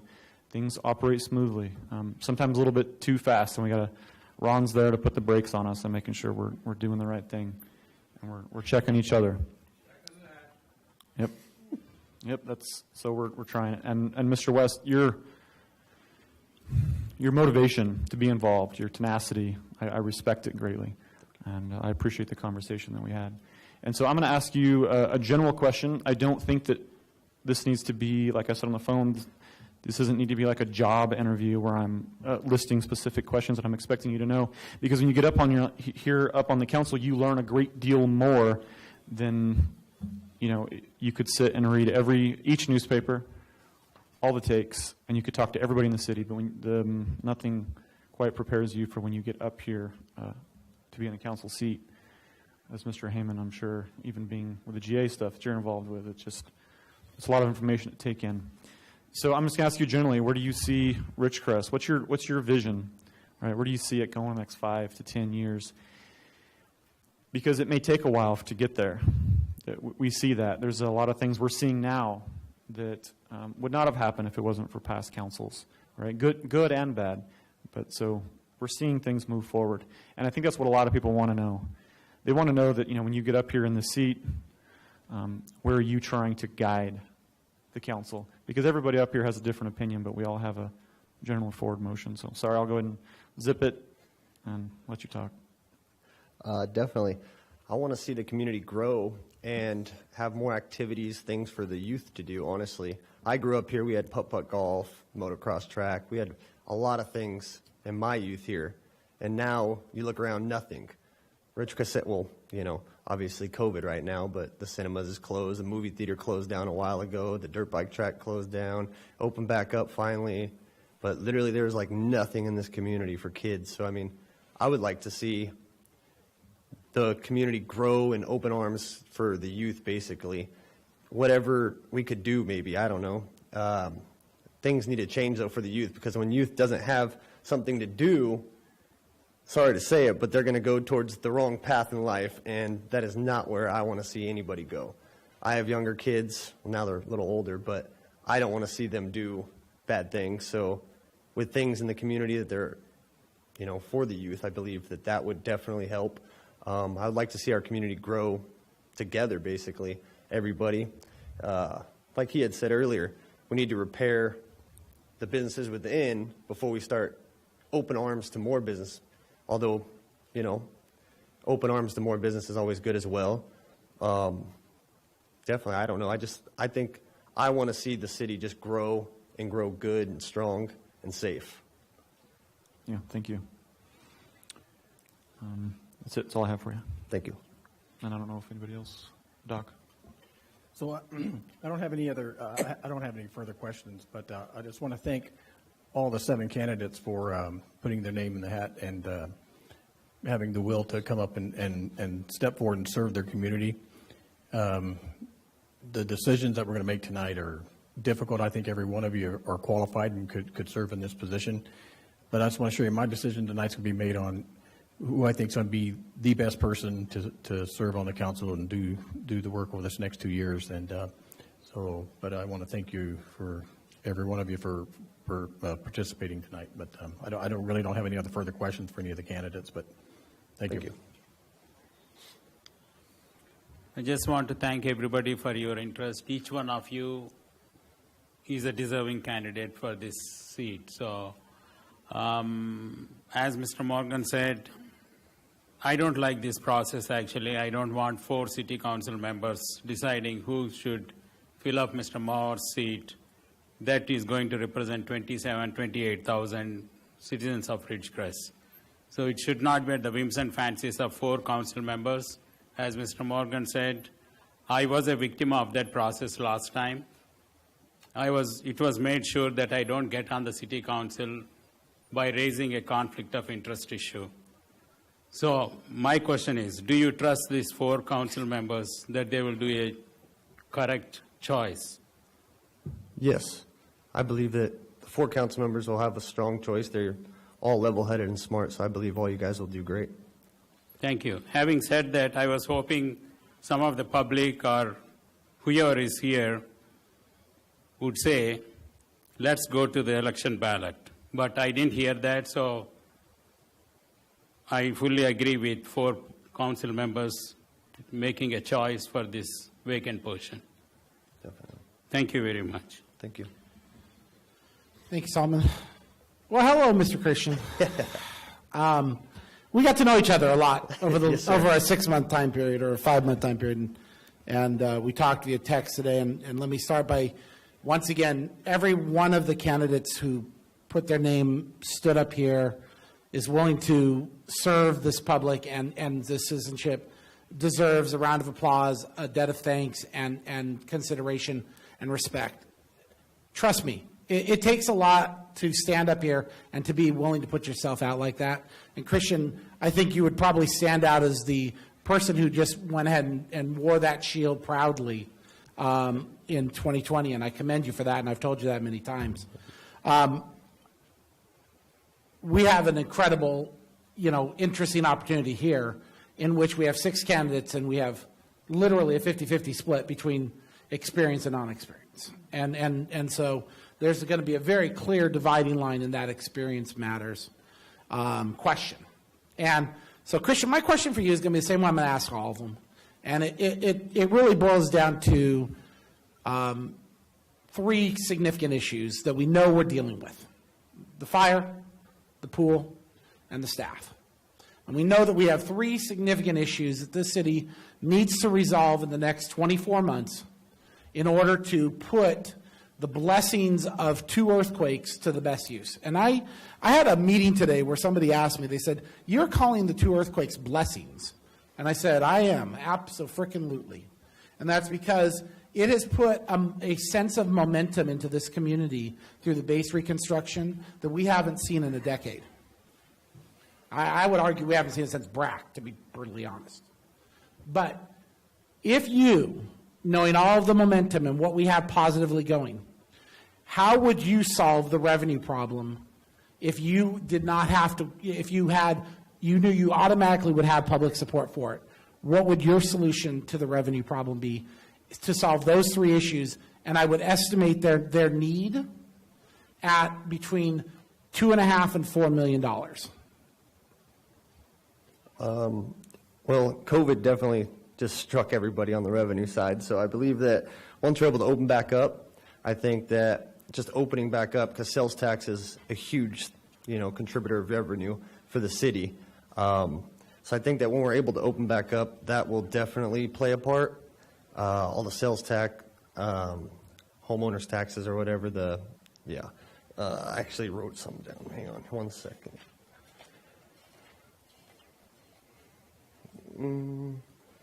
So basically, Measure V is 23% of the budget, sales tax are 19%, and property tax are 14%, which equals 56% of the city's revenue. So with that being said, we obviously need to open back up. That way we can get the 19% sales tax back up. And then when we get the new hotels built, we're going to have more taxes coming from them as well. Once COVID's done, we're going to have people going out and spending money, which means the city makes more money. We have the construction going on base right now. That's going to house, 300 contractors to the city. That's going to bring more revenue for the city. Other than opening everything back up so that way we can make money, I believe maybe another measure like Measure V could help out for a 4-year term or something like that. That way we have a pond of money basically to put towards fire and things that we need it for. Other than that, that's basically it. I think just opening up will help out big time. I can assure you this entire council wishes we were open, and we're happy to be back open to the public today. Okay. Any other questions? Nope. Hey, thank okay. you. Thank you, Christian.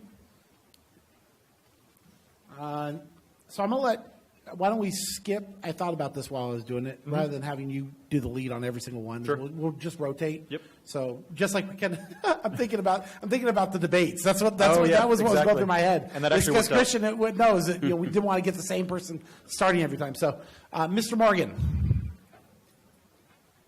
and I will start with, and I'll go ahead as Solomon this time. We'll just do. Yeah. Hello, sir. Good evening. Good evening, Mr. Morgan. And again, I do not have any further questions for the candidate, so you guys can proceed.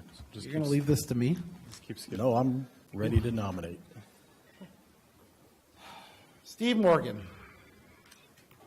I've decided in the course of this, I had a week in the mountains to think about this, and I've decided, what I'm going to do is I'm going to be very frank and honest with everybody, because as Mr. Wicknick, highlighted, I'm the one in the greatest transparency spotlight in this room based on relationships. Be careful. Frank and honest always gets me in trouble. Frank and honest has gotten you in trouble more than a few times. Frank and honest is going to get me in trouble more than a few times.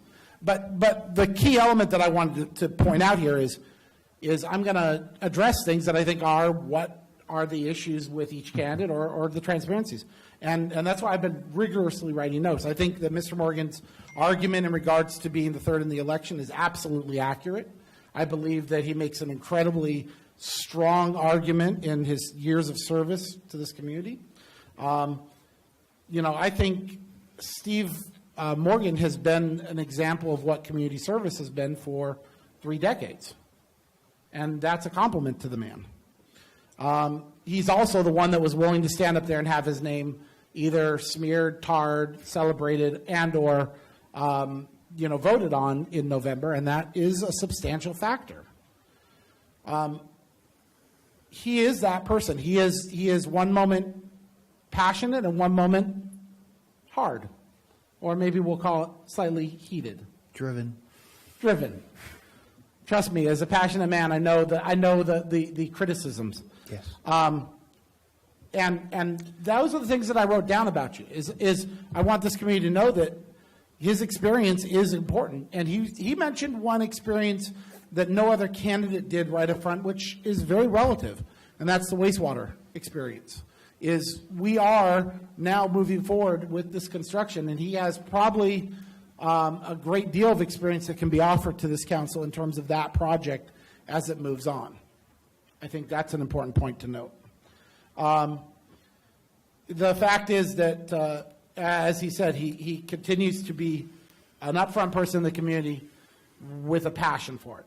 So I'm going to ask you the same question that I asked Mr. West, which is, assuming that you would have the community support, and there are 3 issues that you need to have, and I don't know if I was fair to Mr. West in saying $2.5 to $4 million annually revolving, which means reoccurring. How would you solve the revenue problem that the city faces? One of the things I did when I applied, I made a phone call to Ken Hira. Ken Hira is president of the Cosmont Corporation. Now, the city of Ridgecrest had just decided not to continue with Buxton. It didn't work out. But I applaud what you did, because Cosmont brought in Famous Footwear, Joann's, Marshalls. Thank you, and Marshalls. However, retail is, and we have some restaurants coming in, right? We have a new development coming in. All of those things create revenue. What I'm more interested in looking at, gentlemen, is hopefully Mr. Hira can come and speak to this council, and we'll talk about actual businesses that create jobs, small industrial type businesses that would look at Ridgecrest with the low cost of development, that we could bring in maybe 50, 100, 150 jobs, actual working jobs, not restaurants, okay? Something other than the casino that would create a revenue stream to help our tax base. Are we ever going to succeed to pay for all of our wants or needs? No, sacrifices have to be made, and they have been made over the last 3 decades and will continue to be made. But I'll go straight, okay, fire.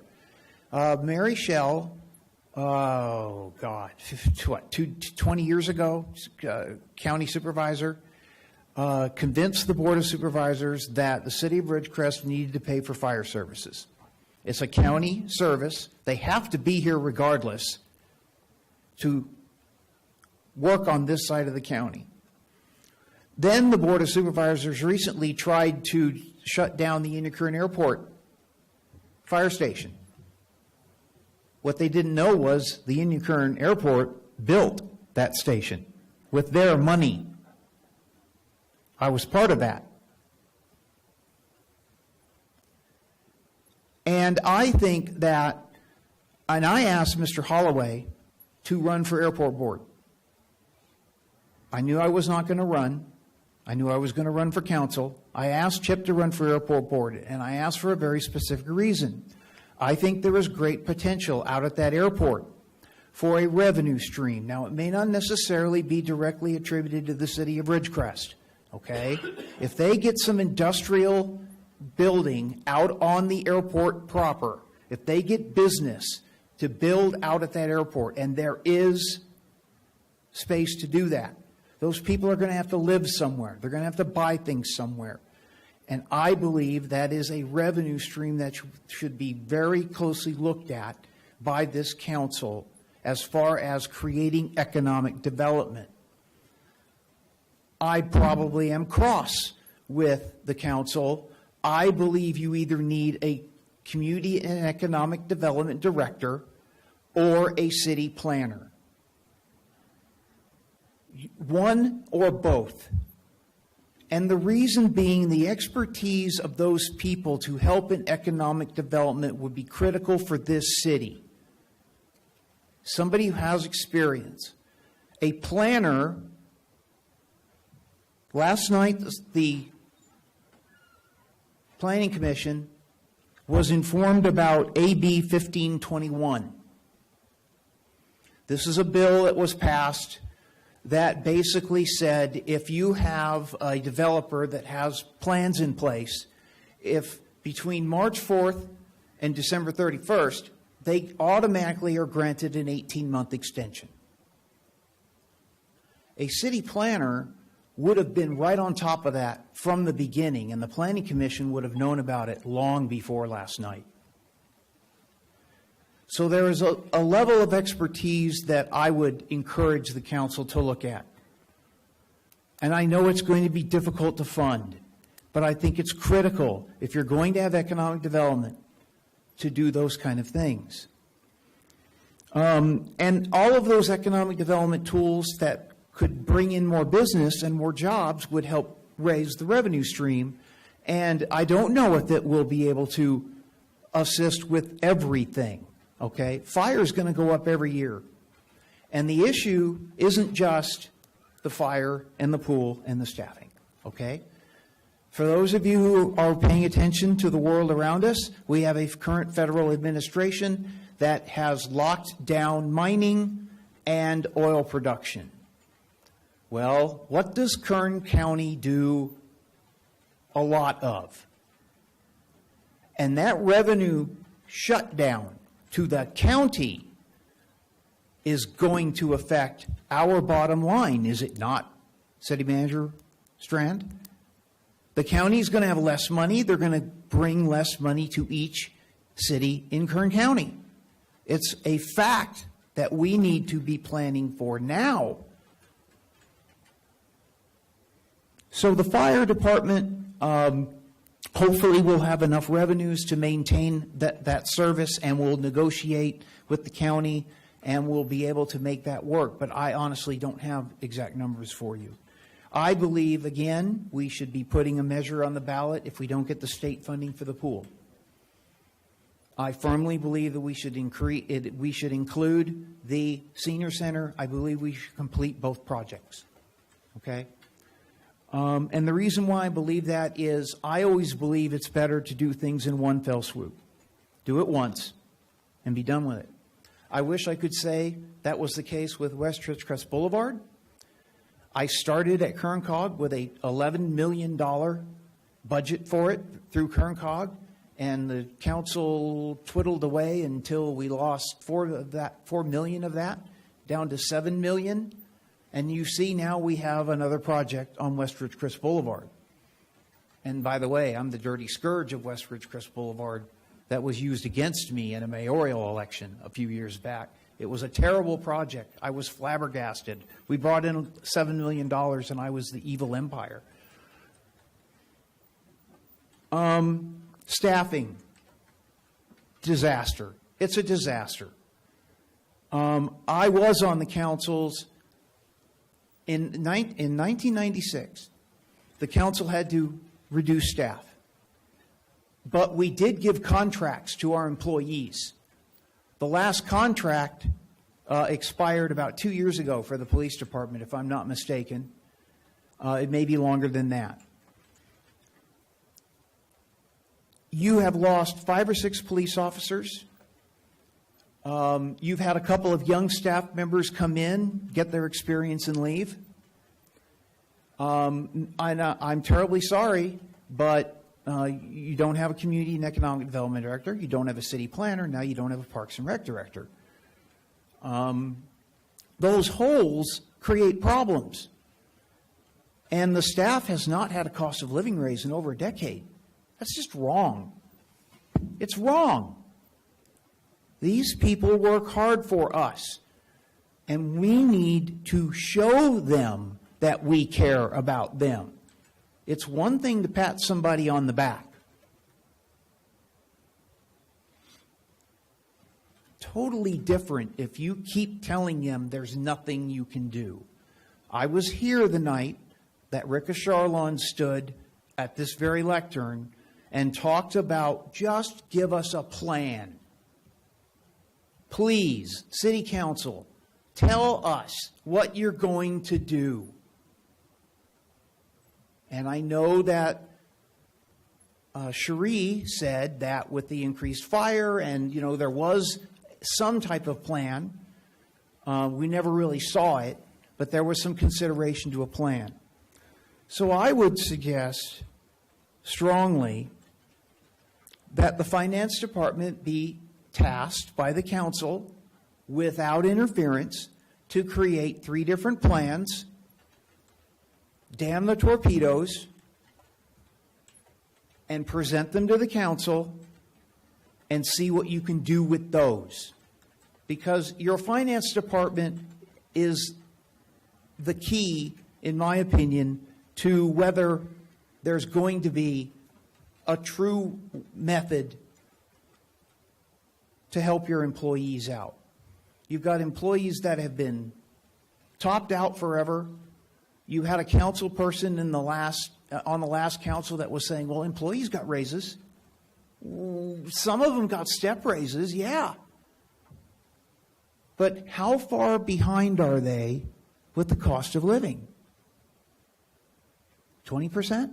25%? Over 10 years? That's difficult for those people to swallow. Now, I got the endorsement of the Police Employees Association of Ridgecrest because I told the police officers what's going on needs to be taken care of. It hasn't been taken care of. And it may create some pain to the city, and it may create some adjustments within the budget, but it needs to be done. So if we can increase a revenue stream through the airport district and working with them and create and have businesses build out there because there are certain advantages to them and in using the airport. The airport is once again going to try to figure out a way to bring in air service. I fully support that. We tried it. The base, and I'm going to get myself in trouble again. The base promised us they would use the system we put together. We put it together. We put it on. We made it happen. It was a little airline called Boutique, and the base didn't use it. They flat didn't use it. We blew through $450,000 of federal money in 2 months. That's what we had to get that thing started. I think we should try and help that airport district do that again if they can find a way to do it.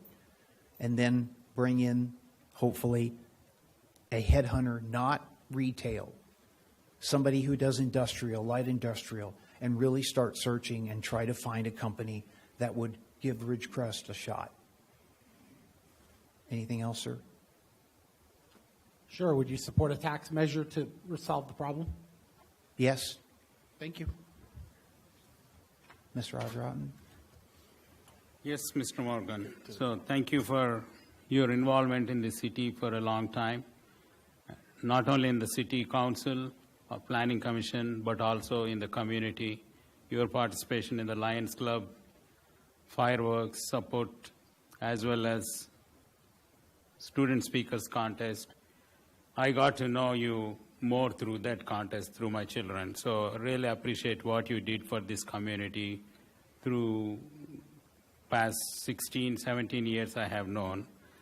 So I have two questions. You talked about city budget and city employees not getting any raises. So what solution do you have? How can you find money to meet that salary increases? I know we talk about casino, so casino is an uncertain thing, so let's not count casino as a revenue source at this point. So what other measures can we have to raise that money to give salaries to appreciate what our employees have been doing? Okay, so the first thing you probably have already done is you have all scoured through the last 5 years of budgets. So you know how much was anticipated to be spent and what was spent. And you know what those numbers are. I honestly don't know what those numbers are, okay? I would have to find out. I admit I do not have the last 5 budget years up on my wall. But if the finance, you give it to your finance department who has those numbers, and they come up with solutions where the city can maybe afford a 3% cost of living would probably be the bare minimum. Unfortunately, a cost of living is, everybody's pay gets ratcheted up 3% and it's done. It's not a contract. You have a problem. You know you have a problem. You have a survey that has been completed, and it shows that your employees are paid less than the average. And the unions are going to use that against you in negotiation. They are going to force arbitration, and they're going to use that study against you, okay? If they don't, God bless them, because they're really trying to help the city out by not doing that. But they have a forceful action. So you look at all of the different departments, Mr. Rajaratnam, and you look at the numbers from the last 5 budget years, and you figure out what you painfully can afford by allowing the finance department to come up with several ideas and then pitch them through the finance committee and work with them to create this plan the staff would like to have. And then you bring that before the council and you make a decision, and you make a decision that's going to be painful. You make a decision because you need to make that decision. And you make it work. But no, I don't have the numbers to tell you that right now, sir. But I would be more than happy to. I'm not going to be on the finance committee if I get appointed, so, I know that. Yeah. But that's one thing I would be looking for the finance department and the finance committee to do. Thanks for your response to that. My second question is the same question. We heard a lot about conflict of interest. So my question is, you trust 4 of us that we'll be making the right decision today? I didn't speak with one council member. That worries me, but I will place my faith in the four of you. Thank you very much, sir. I don't remember your question, Mr. Blades. Oh, that's okay. It was, and you've already answered it ad nauseum. It was just a general question on where you see things going, and I think that you've answered that very well. I appreciate everything you've given to us so far, Mr. Morgan. And like I said in the beginning, I appreciate your time that you gave to me the other day, just walking through the way, how you saw things go and the step through where the city is. And I appreciate you applying. One thing that you guys didn't ask about was the suggestion looking into annexation. The city councils of past did look at annexation down China Lake Boulevard all the way to 395. I believe it's being looked at again. And there are, when we did it, Chip, it was the property on the other side of the highway, Brown Road, the two sections that were looked at as for a solar field, I believe. Yes? Okay, thank you. I think that is another avenue, gentlemen. However, going through the battles of the redevelopment agency when we had one, and the costs that the county took, their cut from the redevelopment agency. When you annex, the county's going to want a pound of flesh. You're going to have to give them some of the money when you annex, because they lose money when you annex. Okay? They don't have as much property. So that there's an issue there that needs to be addressed and looked at very, very closely. But you also have an issue with two lawsuits that are going through the courts now. One of them is the desert tortoise, and the other is the Joshua tree. Believe it or not, there is a group, an environmental group, that wants to list the Joshua tree as endangered. How many Joshua trees do you see in our desert?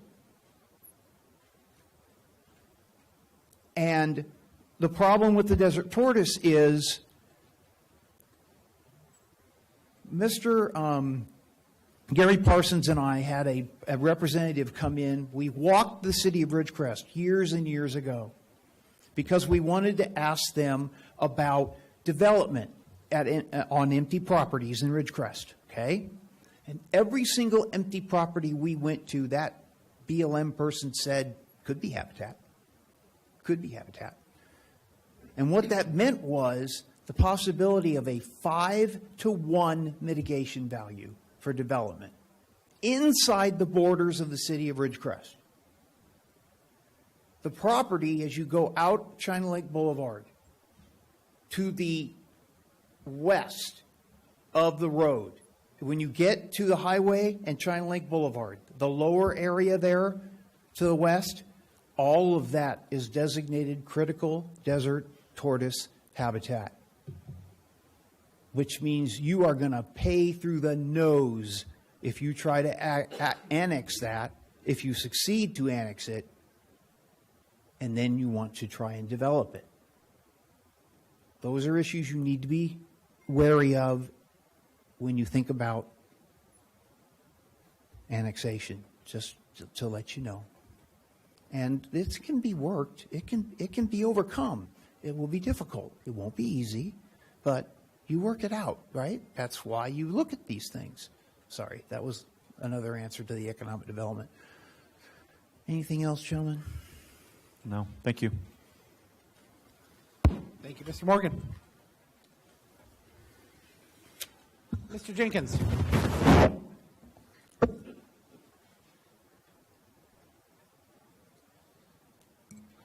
So I get to start for you, sir, and once again, let me commend you and thank you for not only speaking with me, but also for putting your name out there in the public. I know how it feels to suddenly wake up one morning and decide to do that. It's a humbling feeling. I'm going to ask you the same question that I've asked all of them, but I also wanted to kind of play around with the idea of fresh new blood that's been discussed and was part of public comment. And Mr. Breeden and Mr. Holloway and Mr. Morgan have these years of service that they can dwell ideas out of. And I just wanted to hear one new idea that you would like to offer to this community that nobody else has heard, something that is completely fresh blood idea. Yeah, so to start off, one of the big things that we can tap into is tourism. I think that there is a great opportunity to pull tourist dollars from different sources and rely less on the petroglyph as our defining feature and have multiple defining features that would bring revenue into town. And personally, I would like to see a beer fest where I can get an Uber home afterwards. That would be excellent. Another option that I've thought about is how do we tap into the digital 395 and get a good fiber into town, and then start looking at how we might incentivize small businesses that are already planning to leave areas like San Francisco or Santa Monica or San Diego and incentivize them to come here. And use that to increase our revenue, so affect the revenue side. So there's a ton of opportunity. Those people that are leaving those communities are not necessarily going out of state. Out of state gets a lot of headlines, but most of the movement is within state and further inland from the coast. And with our low cost of living, we have a great opportunity to position ourselves to recruit and retain those new businesses. Thank you, sir. And I do appreciate that. I think we both spoke about fiber when we were talking about it, but I like hearing you say that. And then the same question, which is, we have a $2.5 to $4 million revenue hole that encompasses 3 significant issues. How would you go about solving that problem? Yeah. And I'll try to incorporate Kyle's question into it while I answer as well. So my vision for the next 5 to 10 years is that we have a balanced revenue and a balanced budget while increasing and improving services with our water secured and, most importantly, streamlining our government so businesses want to do business with us. So that's long term. That doesn't solve the water that's pouring into the boat right now, and our boat is sinking. So realistically, there's not many pieces on the table or tools in the toolbox that we can use to stop that leak. The most logical thing would be a short-term measure to increase taxes with a very finite expiration date. That'll stop the water coming in, and it'll give us time to get back into port and retrofit and repair our ship. So in that timeline, use that time that we bought ourselves and build additional revenue sources. Councilwoman Stevens did a great job in bringing in a couple new ideas and new opportunities for the community. And building on that and building on those additional areas would be vital to our future. Thank you, sir. Mr. Jenkins, thanks for your time this morning when I called you. So really enjoyed the conversation we had. Because you are from base, you are an engineer on the base, I want to ask you this question. Every year base hires around 600 to 700 and every year 400 leave.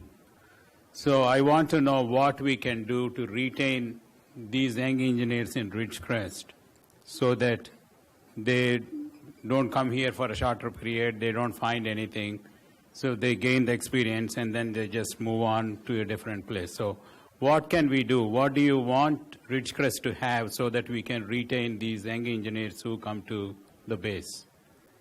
Yeah. So first, I don't represent the Navy. I'm here as a private citizen tonight. So these are my ideas. Sure. And I want to make sure that I don't get in trouble. But personally, the new businesses, and I think Jake and Katie with the flight line on Balsam have done a great job of finding an opportunity to serve the community while have a business. And so having that tap room has really improved my quality of life. And I appreciate their tenacity in trying to stay open they opened in pretty much February, and then it was like, hey, congratulations, global pandemic, and have really struggled through that time. And I appreciate their tenacity. So more of those services or experiential pieces to be able to take advantage of would be key to me. Does that answer your question? Yeah. Awesome. Thank you. Thank you. No further questions.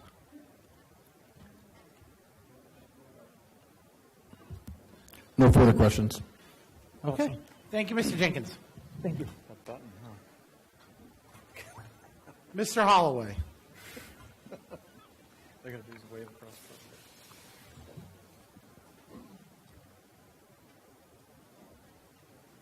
Somehow I made sure I didn't do the first one to ask you questions, too. I don't know how I worked that out, but that worked out for me. It's okay. Who is it, Solomon now? Me? I'm so happy I miscalculated and thought I had to deal with you first. Before I start, if you would indulge me, Solomon, I would like to just point out what you just heard from Mr. Morgan, even if this hurts me. One of the most things I valued about Mr. Morgan my entire council career, and we had many conversations on long trips to Sacramento or the current COG meetings or whatever, was how can you so succinctly analyze a complex problem, retain the information, and then repeat it to the public in a way that they understand. And that's a gift. I used to tell everybody my brain is like that stopper in a sink. And I have all that knowledge that Mr. Morgan has, but when you pull the stopper out the sink, it all clogs up in that one spot and it doesn't come out as clear and as succinct as Mr. Morgan. So you've got that advantage, and you've also got nobody ever, I worked as hard as him, but he read some stuff about asphalt that I had no interest in. He went that extra mile. So nobody has ever done more research on any issue. He even took on the Mojave Ground Squirrel, and not the Mojave Ground Squirrel, the Mojave Desert Plan, which is still not solved, and the Mojave Ground Squirrel issue, which is maybe one of the most boring issues in the history of the world also. But do not discount that, even if it hurts me. And I understand, I have some of my closest friends, and Mr. Morgan won't deny this, that I have to defend the Morgan meltdown, because the Morgan meltdowns have occurred and probably will occur again if he gets back up here again. But it's not for a lack of passion. And I think the most important thing about Mr. Morgan, if anybody would sit down and talk to him, is he does listen, and he is willing to change his mind. But what he just demonstrated, he brought up things that I have forgotten about over my 16-year career that we did. And I don't know, maybe you did research and wrote copious notes, I don't know. I didn't go to that level. But I just wanted to point that out. Are you ready, sir? Yeah, I'm ready.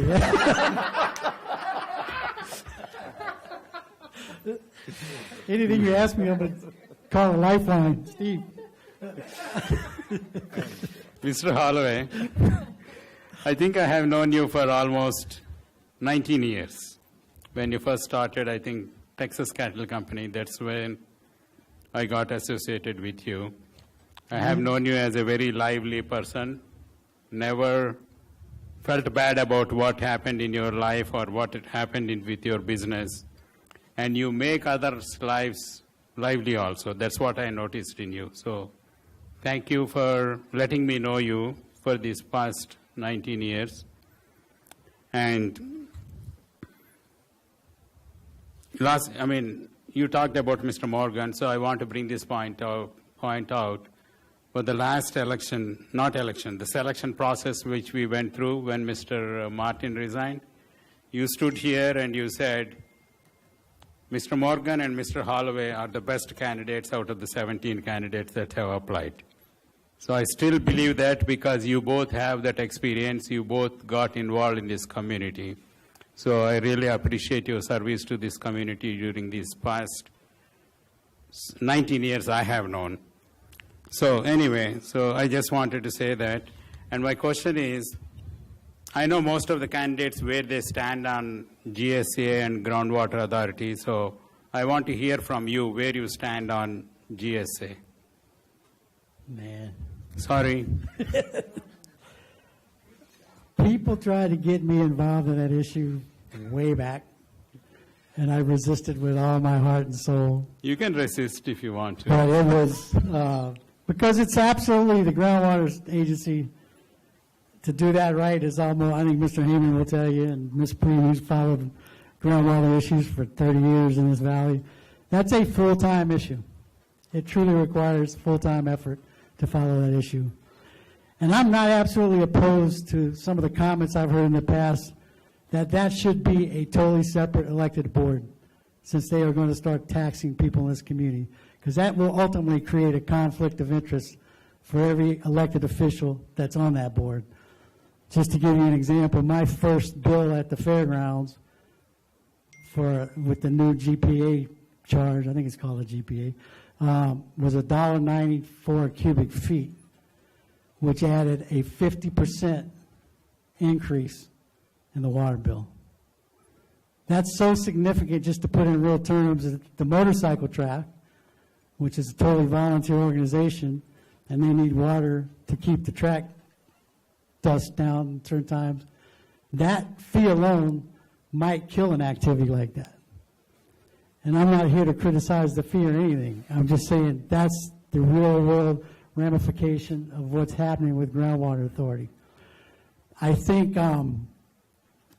the issue of this debate with Seals Valley, the Indian Wells Valley Water District, and the city, I haven't heard the latest on it. I think that's got to be solved.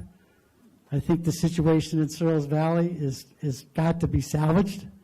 I think that asset is too big to the community, and it needs to be addressed. I think that the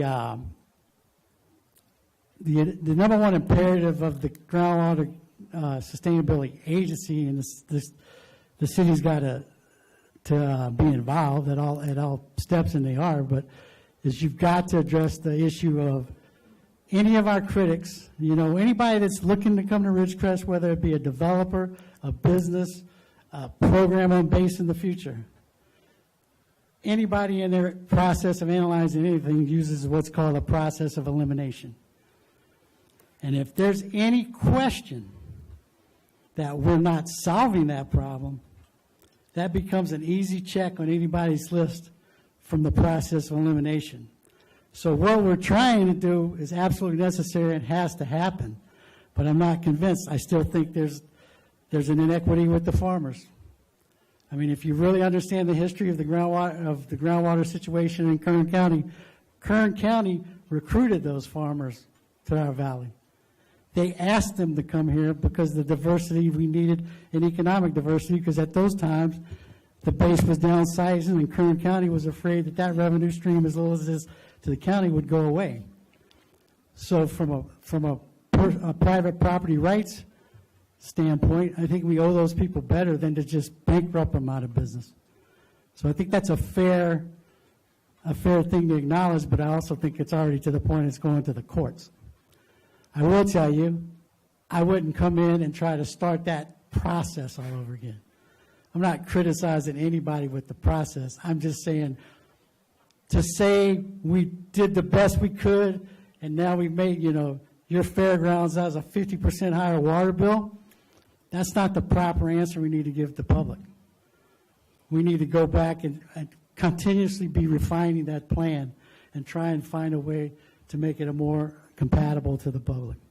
I think one of the greatest things we ought to look at, I'm part of a thing called the Water Alliance now, just one of those things, because I started researching groundwater because I had to, is this agency gives massive grants to different water agencies that are trying to save water. And one of the things I think this has come, I'm not the first person to bring this up, but the amount of water we waste with swamp coolers is incredible. So if we did a massive plan in this community to try to buy back the swamp coolers, And at the same time, you're going to have to offer somebody some kind of a grant program to upgrade their air conditioning system, because the higher efficiency air conditioning systems are not nearly as expensive as what people may think if they switched off of a swamp cooler to an air conditioner nowadays. But the groundwater sustainability issue is an issue that is here now. We can't do anything about it. The tertiary treatment at the wastewater plant is huge. I will caution you guys, as another person that's been heavily involved in that wastewater plant project for 20 years now, that I was told by an engineer when I was still on council that and this is not you because you don't fall in this category, but what 90% of the city managers do when it comes to a project like a wastewater project is they go through their Rolodex and go, oh yeah, when I was in that city, because the average life expectancy of a city manager is 2.7 years, so congratulations. But they go to whichever city they were at the time, and they go, oh yeah, I used that company. I used that, so let me call them up. But and this is a 7 or 8 year old comment. He says there's been no new innovation from the city manager's side on the building of wastewater plants. And I personally went to Santa Rosa. Were you on that trip? Myself and another council member, and I think it was City Engineer Spear, and there was I won't name the company, but there was a process where we literally drank. They took us to lunch on top of the wastewater plant. The footprint was about 35% of the size of a typical wastewater plant. I think they eliminated the need for digesters, but I could be wrong about that. But the point was the smell was so good we were able to eat on top of the wastewater plant and drink the water. They served us the water that they processed out of that plant as a byproduct, and it was probably 30 to 40% cheaper than the $50 million estimate we had back in those days. So I hope when we finally start looking again, because I'm sure, technology has changed multiple times since even then, that we look at all new technologies and not rely on a consultant that for whatever, even there are biases that you don't even know exist. Just because you've been working with so-and-so so long, there's no motivation to go look at a plant like that. So I hope you as individuals or somebody gets involved where maybe you hire 2 competing consultants. But we don't just go with the standard off-the-box wastewater plant. And I probably ramble on like a Morgan, but I'm sorry. Thank you, sir. Chip, thank you for the conversation we had. It was you took time out of your day to sit down with me and discuss a lot like Mr. Morgan did. You sat down and went through details of things that had passed. You walked me through, and you were very transparent. Like, these are some mistakes that I made. These are some things that could have been done different. And so that leads into the question that I've asked everybody else. Are there things that you would do different now, like if you were put up on the council, decisions that you might make different, that you want to see the city grow into a different way? So a lot like Skip said, think about how you want things to grow, right? Because growth means a lot of things to different people. So how do you want to see the city grow? And would it be different than what you did, prior? Well, there was individual decisions that I made that probably and it's a team, but as a team sport. So as a direction we were trying to go for growth, I think at that time, and a lot of that stuff still hasn't happened, and it's still an opportunity that we didn't, for whatever reason, we weren't able to capitalize on and still can't. But I think I told you this. One of my biggest regrets is I used to joke when I was mayor, when I'd go to other cities or League of Cities meetings, that I was from the community with the highest IQ per capita in the state of California and the mayor with the lowest IQ.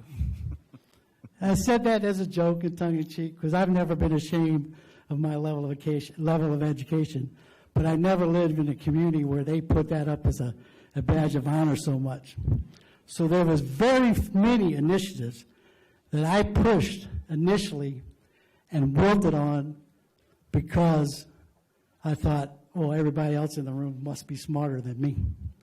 I will never do that again, because I've watched Mr. Strand do things, and some of this is what I told you guys earlier. Some of it didn't happen because we had the right ideas and the wrong city manager, but the first 5 or 6 things that Mr. Strand did when he became city manager were all ideas generated by myself and Mr. Morgan or other council members that had just took leadership and somebody willing to do it to get it done. But there's some of those that still haven't got done that I thought were crazy.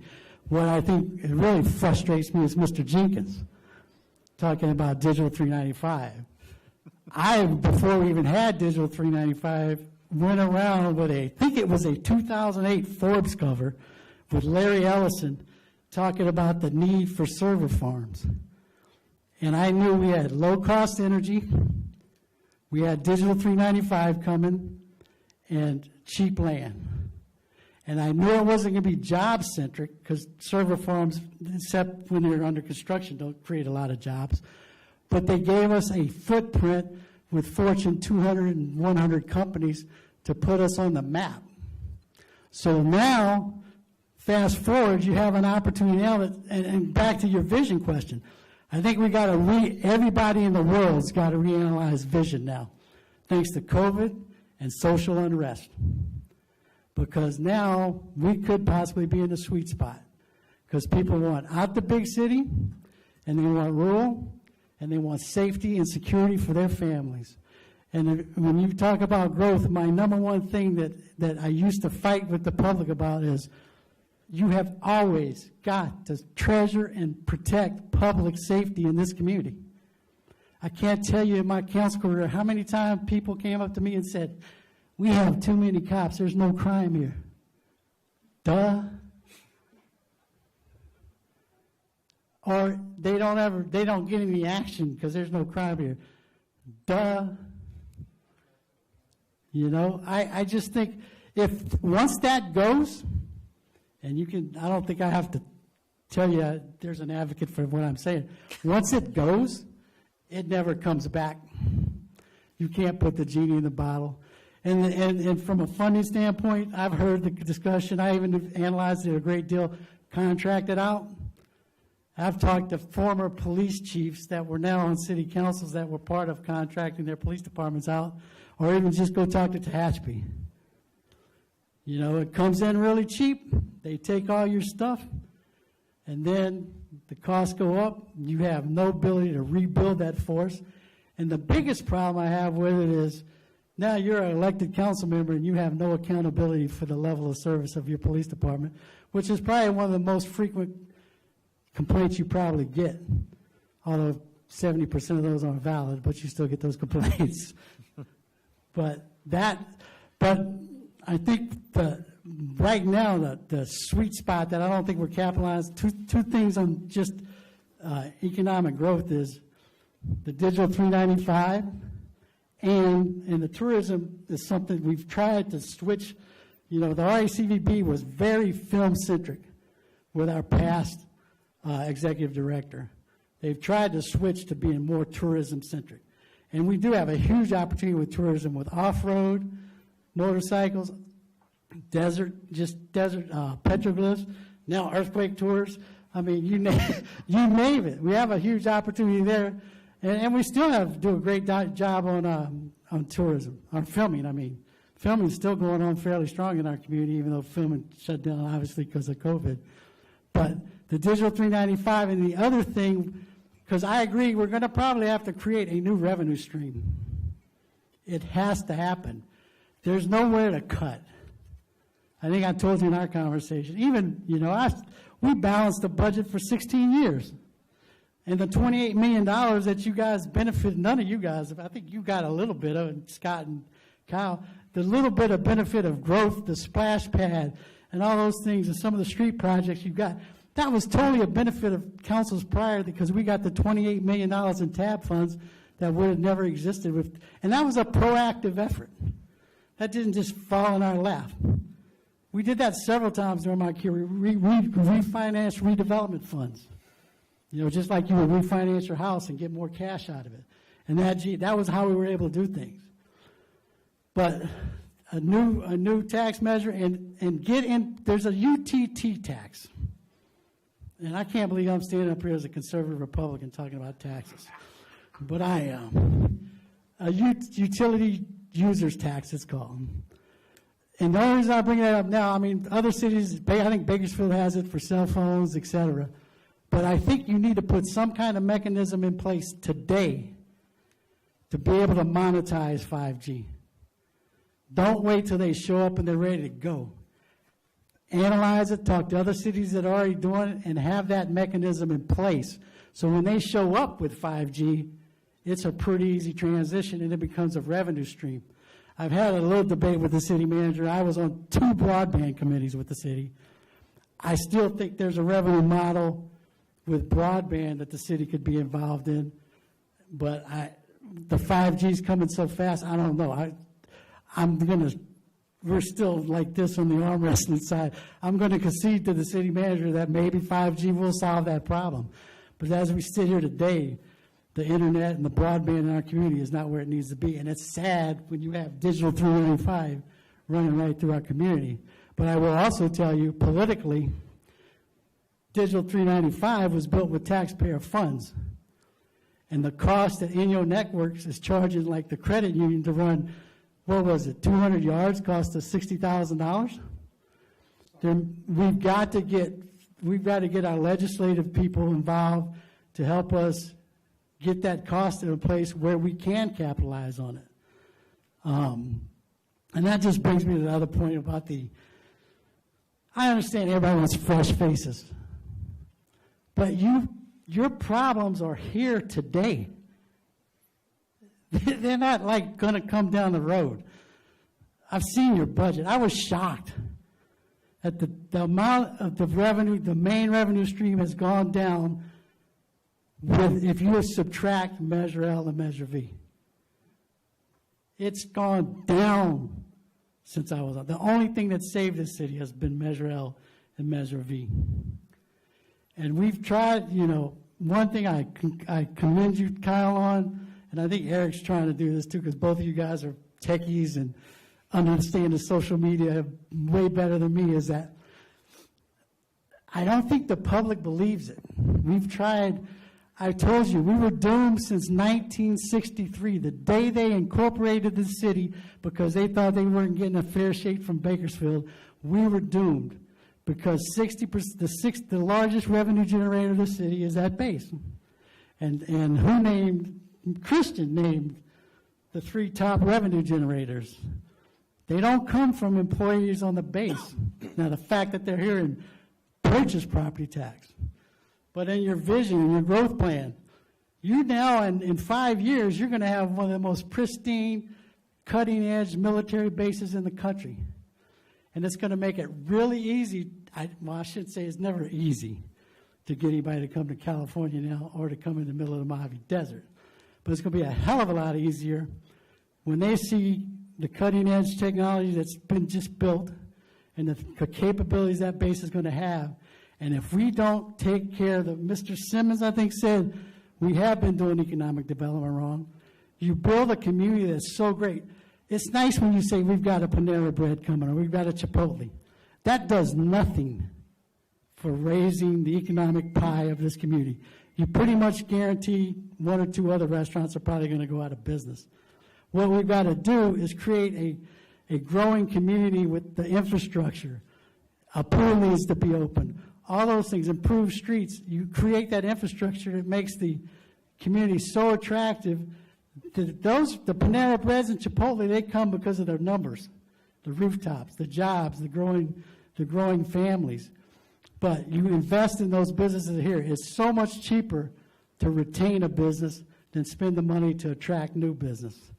And one little tidbit that's resonated in my mind is, and this was before COVID, we had 80,000 TOT nights a year prior to COVID.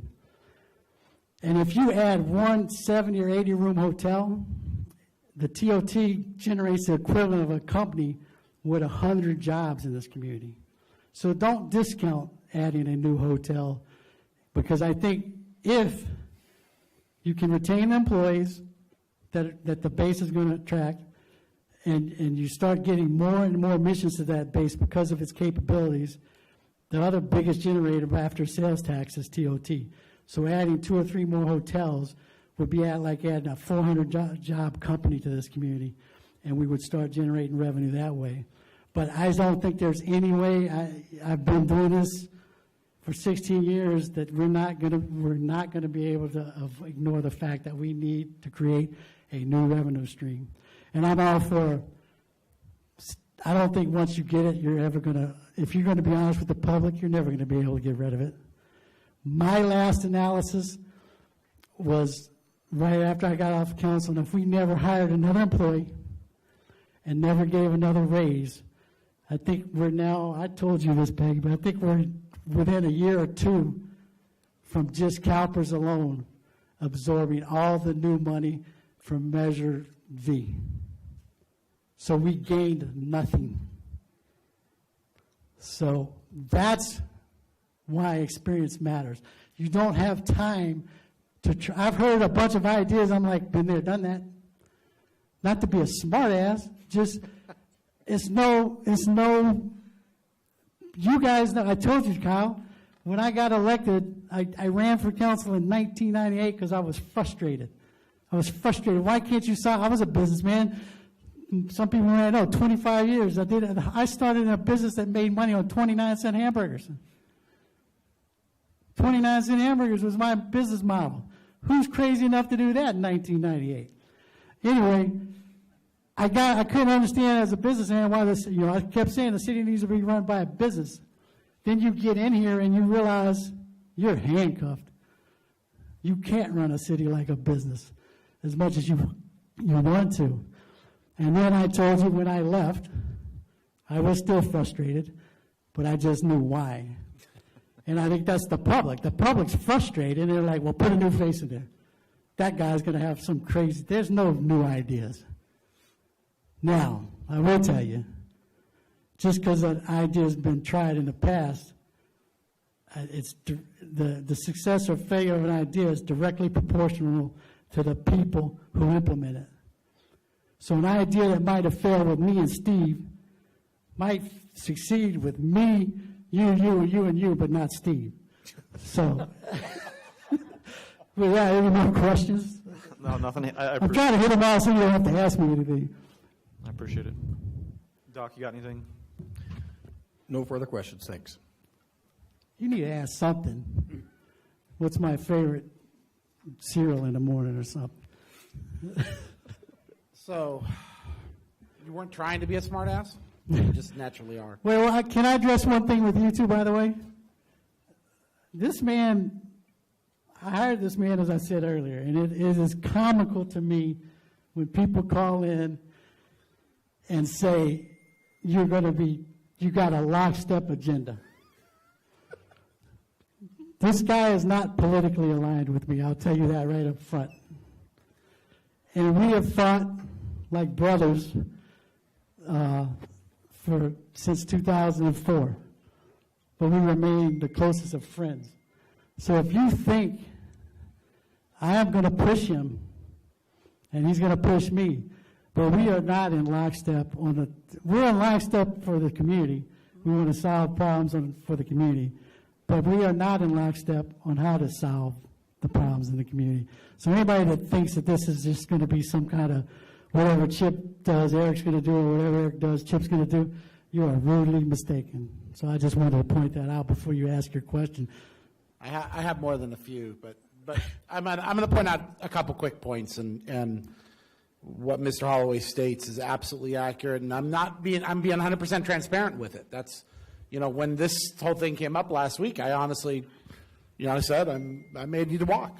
I may be sitting outside for this whole thing, and that may be the best option. I actually think that, truthfully, this is going to be the best part of this process, is because I don't have to, for once, actually worry about you in that way. This is exactly the point. I want to reiterate something he said about groundwater, pretty interestingly. He said, I haven't heard the latest on it. Does that give you an indication of how much I give him my opinion on a specific issue? We don't do this, and we haven't for many, many years. And the reason is because he's been a mentor to me. He taught me, and same as Peggy has been, and same as Mr. Morgan has been. I would credit all three of them. They took a kid and they said, hey, spend 15 years working in the background and learn the job. Thank you. Thank you. Thank you. If you think I'm enjoying having to pick between the three of you up here, you are very, very wrong. But I have to be honest about Chip in front of this council and in front of this public. So let's talk about Chip. Chip fell on his ass. In 2014, I have never seen a man be crumbled as much as that man was. And I have seen him continue to fight for the last 7 years for this community without a hesitation and without a concern for himself, repeatedly in every single issue that he felt he could provide something to offer to this community. The same as Mr. Morgan, these men and that young lady back there, as we talk to these people, they have given themselves to this community, and I, again, commend you and honor you for that. That is what you are as a person. And the fact is that he's taking an accountability for those things. And I think that that's a very interesting point to how our council is being built. If you wanted to point to the things that Chip Holloway is going to bring to the council beyond experience, it is an accountability for the truth. And it's an accountability for the good and the bad. We can talk about charisma and humor and personalities and how two people could work together or how five people could work together. But at the end of the day, Mr. Holloway is absolutely takes an accountability for his good and his bad, and that's just one of those things that I value as a friend, but also I have to provide a value for that here as a council member. He certainly has had many opportunities throughout his career and through our relationship to have shown me bias or for me to have shown him bias. I can tell you, one of the things that we've done for many years is be able to avoid that, and that's one of our strengths, is not talking about this. I didn't even know he was going to do it. I told him that the position was going to open up, and I went on vacation. The next thing I know, I just want to make your life miserable. Yeah, thanks. Appreciate it. But the fact is that he's the type of person that we can put into projects that we need to be looking at as far as the growth. I also want to point out that we've had every candidate up here but Skip and Peggy to this point once. And he's the only candidate that has raised the CalPERS issue. CalPERS is not like a sort of, kind of, maybe issue. I remember me and him working and making a presentation to council, I think in 2015, maybe early 16, about the bond issue that finally was done 4 years later after the interest rates had went up 2.5%. And we were saying then that the interest rate market was going to be in a depressed state for a continuous period of time, but we were coming to the end of it. He understood that. That is an example of the right city manager, too, by the way. I agree with you. But the key here is that CalPERS, we just did this whole bond issue based on what? Everything that was going in what direction? Up. Interest rates have tanked. Their yield spreads have tanked. The expectations of their return on investment has tanked. CalPERS is going to be an issue that is substantial to this council in the years to come, and it's part of these revenue conversations that I keep using that word like it's going out of style for a reason, is we've cut our left arm off, we've cut our right arm off, we are walking around with one foot and our knees a little short on one side. We're out of cuts. We have to find a revenue, and it's going to take the public to get involved. And that's one of the things that I want to focus is that Chip mentions that. And so on the point, Chip Holloway, what is your position on an additional tax measure for this community? I think unless there's something else you haven't told me, there's no other option. And Peggy probably will confirm this when she gets up here. As soon as Peggy got elected mayor, I came to her with this crazy proposal because this is the most giving community I've ever lived in. And what's ironic, the same giving community took 3 or 4 attempts to pass the first Measure L. I think it was 3 attempts.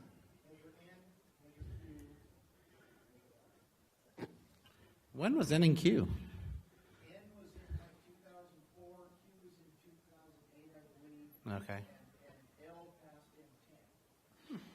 So that same giving community is highly resistant to taxes.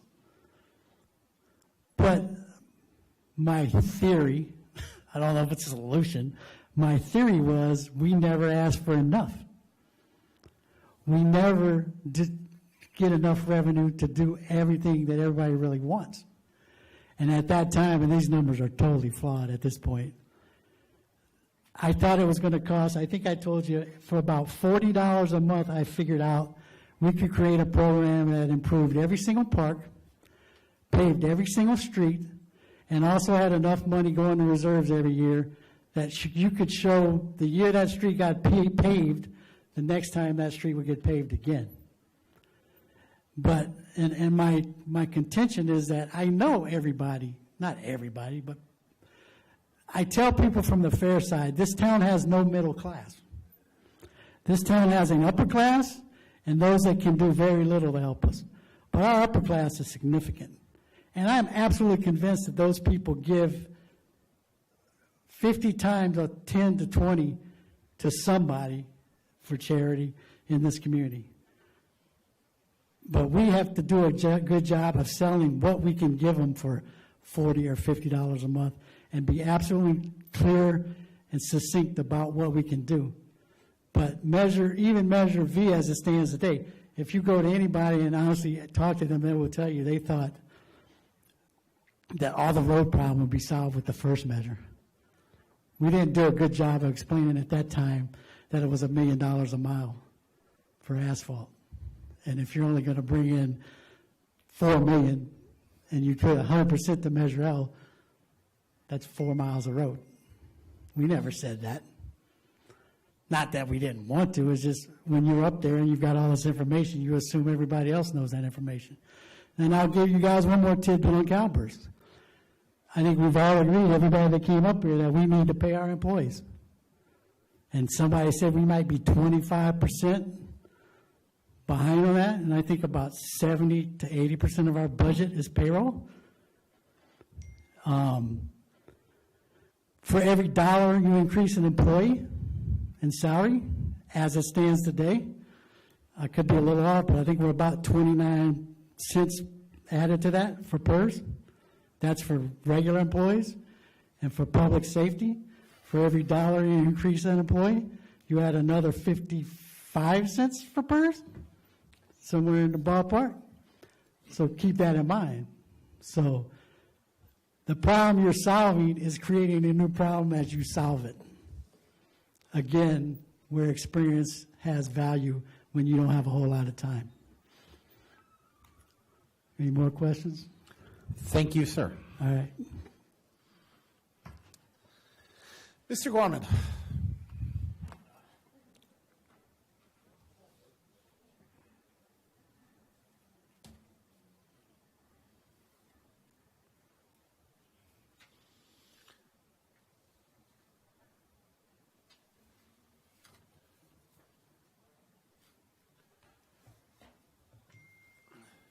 Kyle.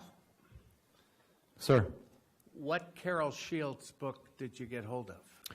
It is on the title. It's the whole book's about a lineage. It's told from the story of a female walking through the lineage, like telling a whole family tree line. I forget the title of the book, but it's a brilliant book. I will look it up for you. That's right okay. Forgive me. It's all right. You had, I think, just to get the talking going when you came to visit, and I sincerely appreciated that visit. I asked you when and where the Magna Carta was signed. It's an icebreaker. Mm-hmm. You stared at me like a doe in the headlights, though, and I suggested you look it up. I could very briefly tell you when and where in such a way that nobody who listens to this would ever forget it. Please do. Shall I? Absolutely, sir. I need some filler. I mean, I'm following Chip. Sheesh. Yeah. The Magna Carta's significance for little kids is that it gave us the idea of living under law rather than living under the capricious whims of some king who may take off your head if he got out of the wrong side of the bed. A nation of laws was a good idea, and everybody in the village supported it, except in the castle, King John did not. He was the rascal who hired the sheriff of Nottingham to go find Robin Hood. So he's not a nice guy. He was half-brother to Richard the Lionhearted, who was a hero, I guess. I'm not sure. And John didn't want to sign anything that would reduce his power, so he told the villagers to go pound sand, and they told him, we'll lock you out. We'll not send in water or food to your castle until you come out and sign our Magna Carta. And in a couple of months, he was hungry and thirsty and ready to sign it. But being a good politician, he chose to organize the signing to his favor. Have a photo op just outside the castle, just outside the meadow, or what they called a mead back then, from the village. At 12 noon, I'll have hamburger, hot dogs, and beer, and I'll sign your Magna Carta, and I'll get in the newspapers. I'll be a hero, be there, or be square. 12 noon tomorrow. And as history would have it, that very day, the village clock ran slow, and it was 12:15 before the villagers realized, oh my God, we're missing the signing of the Magna Carta, and they went running across the mead to be there for beer and hot dogs and watch a nation of law happen. So if anybody asks you when and where the Magna Carta was signed, you'll remember that little story, and you'll light up like the bulb on the top of a Christmas tree, and you'll say, 12:15, Runnymede, England. People will nod their heads and treat you with great respect. I've been listening to both Chip and Mr. Morgan, and I feel like an egg. I haven't got anywhere near the background, the experience, the fiscal interest to answer your questions, your worthy questions, as well as they do. I'm reminded of the lady on the bus. I got on a bus and needed to get off at a specific spot, but I wasn't sure where that spot was. And she smiled and said, oh, just watch me get off 3 stops before I do.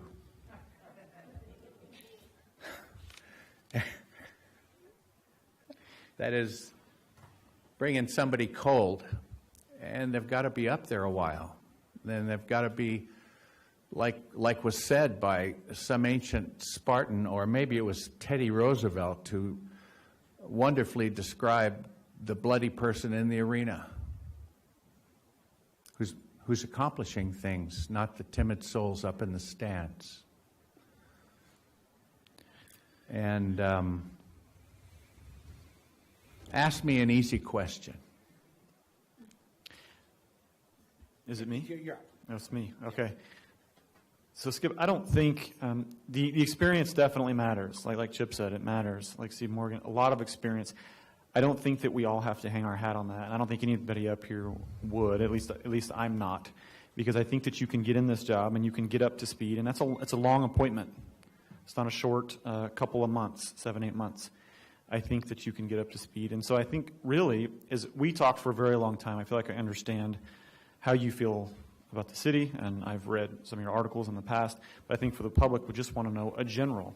I don't think knowing the details of asphalt or, of what League of California Cities did 16 years ago, I don't think that's as important as people understanding who you are and where you want to see the city move in the next 5 to 10 years. Terrific.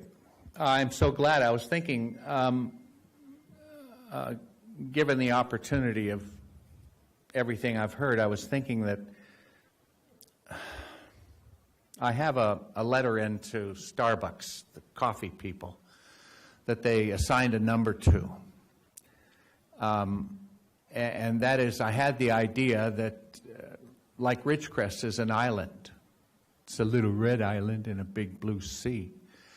But islands like Ridgecrest will be happy places to find if you're driving an electric car through the desert and your battery lights are starting to blink. And every city, it seems, every town, every village has a Starbucks. And I told Starbucks, you guys ought to get into the e-charging business. You ought to have some solar panels over your parking lot and little e-charging stations, because any car would pull into any city, especially a detached and isolated little island like ours, to charge their e-cars. And what are they going to do while it's charging? They're going to go into Starbucks and have a gloppy donut and a very sweet cup of coffee and spend money, because e-charging takes a little longer than gasoline, I understand. I wonder to what extent this little isolated community can take advantage of the cultural change and technology that's before us in electric vehicles. Something along those lines, perhaps. I'm out there stabbing desperately for good ideas. There's an old system engineer you're looking at was exposed to a system streamlining efficiency, philosophy and technique. It had a Japanese name, and I can't think of it. Books have been written about it. Lean Agile. Say it? Lean Agile. Is that what it's called now? Where they use as an example like a soapbox derby car, and they isolate all the different elements, kinetic elements, I guess, that contribute to the efficiency, and then make every little point better, and then magically, symbiotically, all those little better things come together, and it becomes monumentally better. It had a Japanese name.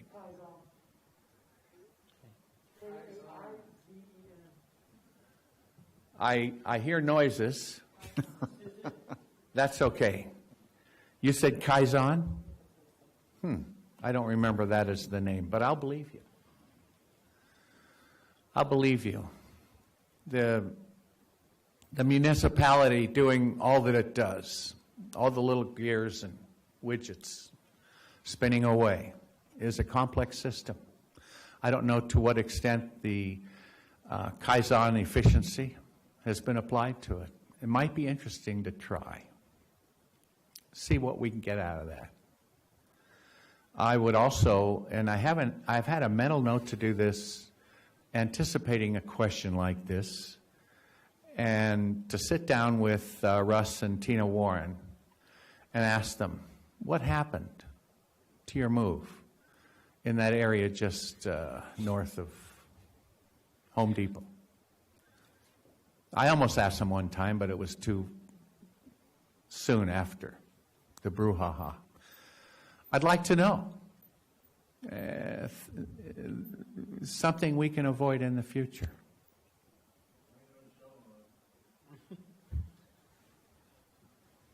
We'll talk, Dave.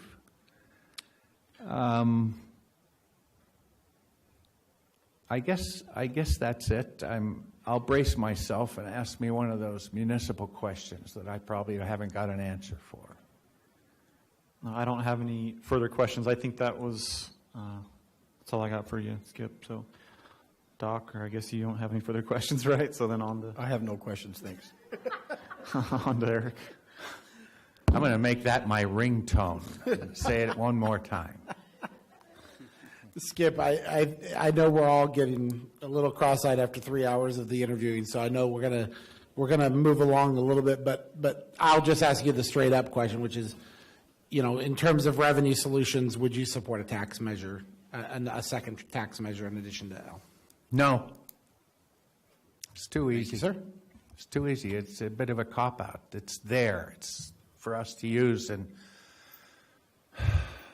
we're not bloody enough yet. We'd better be beat up. Solomon Ask Me Anything. Mr. Gorman, in your introductory statement, you said you want to see new businesses. So what kind of new businesses are you looking at?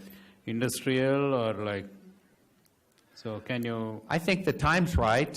There's something happening culturally, and COVID exposed it, or even accelerated it, and that is the extent to which the employee doesn't have to be co-located with corporate headquarters, if you want to talk about it in an office sort of way. I wonder if that's something.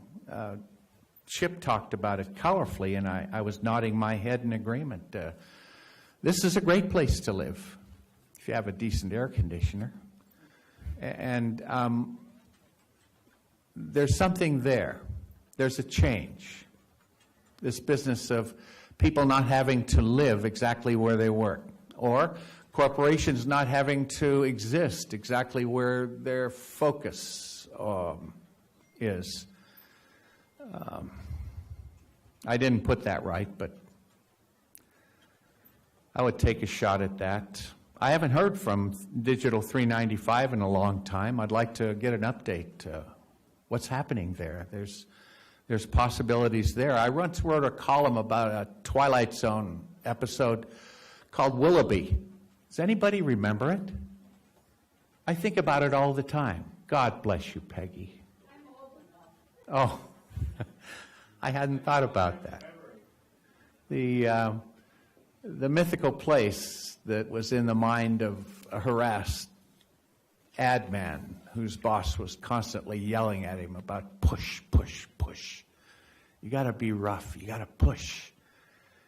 And this fellow kept stopping where the train didn't stop and getting off where the doors didn't open and stepping into an idyllic place called Willoughby, where people look you right in the eye and smile and say hi. And things are moving a little slow and life looked just so idyllic. When I asked about growth, I wasn't thinking about increasing the population. You guys, you think about growth with dollar signs. I don't know if I do.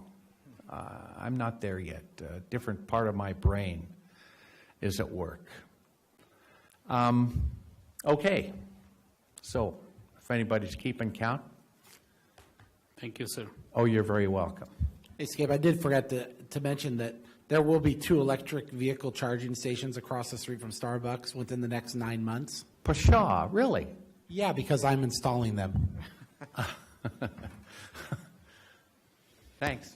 I was just sharing with that. I agree with you 100%. EV is a great opportunity for the future of many things.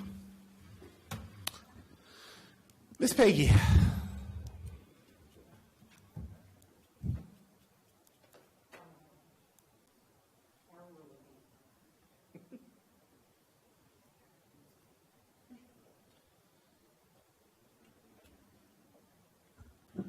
Good evening again, all. Good evening. Good evening. Who goes? Scott does. Yes, Scott does, but he. I know what yours is going to be. No questions, thank you. No questions, thank you. No answers, thank you. Okay. So, Peg, thank you once again for putting your name in for consideration, and thank you for addressing the number one issue, which is the why. You know, especially sitting in this seat that you kept warm, you know, and prepared for me for 6 years. Thank you very much, by the way. You know, that was the why. You and me have had this conversation about the why. And, you know, I think, again, this is transparency. This is the conversation. You know, you and me started talking about the seat way back in December 2018 when I told you that from day one. The way I saw you treated, I said I don't want to see that happen again. And you were a cancer fighter at that point, in that moment of time, and I wanted your health to be protected, and out of true sentimental friendship and love for this woman, I discouraged her from ever running for public office again. Well, you know, it's kind of interesting because running for public office and being a business owner is very, very difficult. People unfortunately, either agree with you and are standing, oh, wait a minute, let me start that over. People, fortunately, will agree with you and spend their dollars with you. And sometimes, if they don't agree with you, they say, no way. And during the casino, I lost 27% of my business. But you know what? I didn't take this to be popular. I didn't take this to make more money. I took the job and ran for it because I believe that as a business owner, you have an obligation to serve your city and the people who you ask to support you. And so part of that is I'm going to stand up and fight for what I believe. Right or wrong, economically for me, it made no difference. And I'm still here. And the swap sheet, thanks to previous owners and previous businesses, and now my ownership and my businesses who support me, we've been in business. We're going on since 1947. So I'm here, I'm going to be here, and y'all are stuck with me. And whatever your decision is, I'm here. Well, I assure you we're happy to be stuck with you. But, I guess the things that I really wanted to make sure that this community heard in terms of the candidates, and like I said, I've been very honest and kind of transparent with each one for a reason. And by the way, Skip, I do apologize. I did owe you a phone call, and I never got it to you. You do have my apology for that. We went through the earthquakes, right? And there was a call between you and I somewhere around mid-August 2019. And I said, I can't do it. I said, no way. I said, I just saw somebody take this community on their shoulders in a way that I couldn't possibly imagine. And then I got a chance to find out exactly how far those shoulders carried this community. And these are the things that I'm reinforcing about what the values that Peggy brings is I truly, in my heart, believe that without the leadership of Peggy Breeden between August 2019 and March of 2020, this community could be easily facing its greatest economic problem in history right now. Well, but Instead, you know what? Learn the lesson. Learn the lesson. This is you and me talking. Okay. I want my point that I'm trying to make is that there is a blessing that we've been given, and that you are a huge part. Your relationships that you built and the advocacy that you did for all of those years serving this community before you took public office, the same way Chip Holloway has and the same way Mr. Morgan has, is extraordinarily important. And what it did is it created an opportunity for us to get that reconstruction bill completed before COVID hit. And I'm going to keep saying it over and over again because this community needs to start to recognize and understand that we faced that type of moment, and it was through the relationships and the experience that served, that created the opportunity for us to be able to move as fast as you can. 7 months to turn a $3 billion bill to make sure that construction happened is incredible, and it's a compliment, and I reiterate it over and over again for that reason. Now, what you say? Okay. I am part of the past. I am proudly part of the past. But we build on our past to continue our future. We learn from our past, and as Steve and Chip referred to, different mistakes, different things that they look at now and say, I could have, I would have, I should have. And I am proud that I have Dianne Feinstein's cell phone number that I could call her up at 6 o'clock in the morning thinking I'm calling Washington. And she said, do you have any idea what time it is? And I go, oh, yeah. Okay, I'm sorry, you're in California, right? Yes. And I said, okay. I said, okay, I'll call you back. She says, no, you've woke me up already. Talk to me. I have had that with Gavin Newsom. I didn't call him at 6 o'clock in the morning, but he saw the value of blue and red working together and said to me, blue and red make mighty purple people leaders, and that's what Ridgecrest is. And I understand that. Those are those relationships you build with honesty, with an open heart and a willingness to say, we need, help us. And understand it and be able to articulate it, to be able to say, this is how we can, this is what you can, and this is how we do it together. And I think it's important that we had people like Dave out there working with our military. The fact that when they showed up here in a aircraft that couldn't land at Inyokern and did, the aircraft that landed at the base and said, we've got the entire department's heads of the state of California here to help you. And they all sit in 3 deep in our conference room at the police department saying, we're here to help.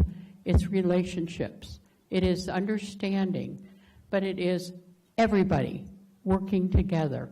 You may disagree with each other. I may not agree with Governor Newsom. I know he doesn't agree with me. But the fact is that we worked together and we found ways to make things happen. And with Kevin McCarthy standing there the day before, that day it happened, Vince Fong, the next morning, here we are. What can we do? I'm here. And relationships are important. But relationships in this community, we have to learn to trust each other. We don't seem to have that, and I don't understand why. Because when I go to people in the community and say, we need your help, there isn't one person that's ever turned me down that said, I can help, I'm willing to work. And with water, we may disagree with each other in water, but we have come to the idea that we have to find solutions, and we have to do them ourselves. We can't be told this is what you must do because we are the wiser ones up here. We are the ones who decide what we do for ourselves. That's why the GSA is so important, that nobody but us understands us as well as we do. And I think working together is part of that. Okay, now that you've let me speak, I'm sorry, I'll let you speak. You said something to me back in 2008, 9, I don't remember what it was, but you said Ridgecrest is best when Ridgecrest takes care of itself. Exactly. And I've never forgotten that, and I've even used it, more than a few times. I could rattle on about all the reasons that I think, Peggy's service both as mayor and also what her resiliency is as a cancer survivor while serving in the office of mayor documents. I only missed a half a meeting when I had to run out and do my thing to during do chemo. Sorry. But I think that the thing that I would have to call out on Peggy is she has one difference to Mr. Holloway and Mr. Morgan, and that is that she probably has the greatest current working knowledge of the city's direction compared to both of those candidates. If you were doing a candidate panel looking at experience versus non-experience, that's where I would have to give her some that additional credit. I'm going to ask the same question I asked everyone else, which is, would you support a tax measure to resolve the revenue issues? Absolutely. We have cut everywhere. If I could look at my mistakes and be as honest as Steve and Chip were, my biggest mistake in my past service of the city is I knew we hadn't taken care of our employees, but I also knew we didn't have the money. We take care of the people who make us, who allow us to be here. And I hear people say, well, look at what they made. They made $75,000. $75,000? What city employee, except for the very, very top, make that? I think what we do is we understand that they came, they suffered with us when we asked them to. And I didn't do anything about it because we didn't have the money. And every time we went to the people to say, we need your help, collectively, we need to spend some dollars to take care of our employees, I listen to them and say, oh, but we can't. We don't have it. And we didn't articulate the need. We didn't explain what it's like not to have a raise for 10 years. There is nobody in this community who hasn't had a raise in 10 years. Nobody. And we never said that until the end, when I listened to the employee unions and the employee representatives come out here and say, do you know what it's like to tell my wife that we can't do this because I know I'm not going to get a raise this year? I'm going to continually fall behind. I apologize to them over and over and over again, and I will say it publicly. You take care of the people who make you right. I do it in my business. How can we not do it in this business? Shame on us. Shame on me. And that is my biggest mistake, and that won't ever happen again. And I'll stand out there and fight for it no matter where. So, yes. I'm good. Solomon.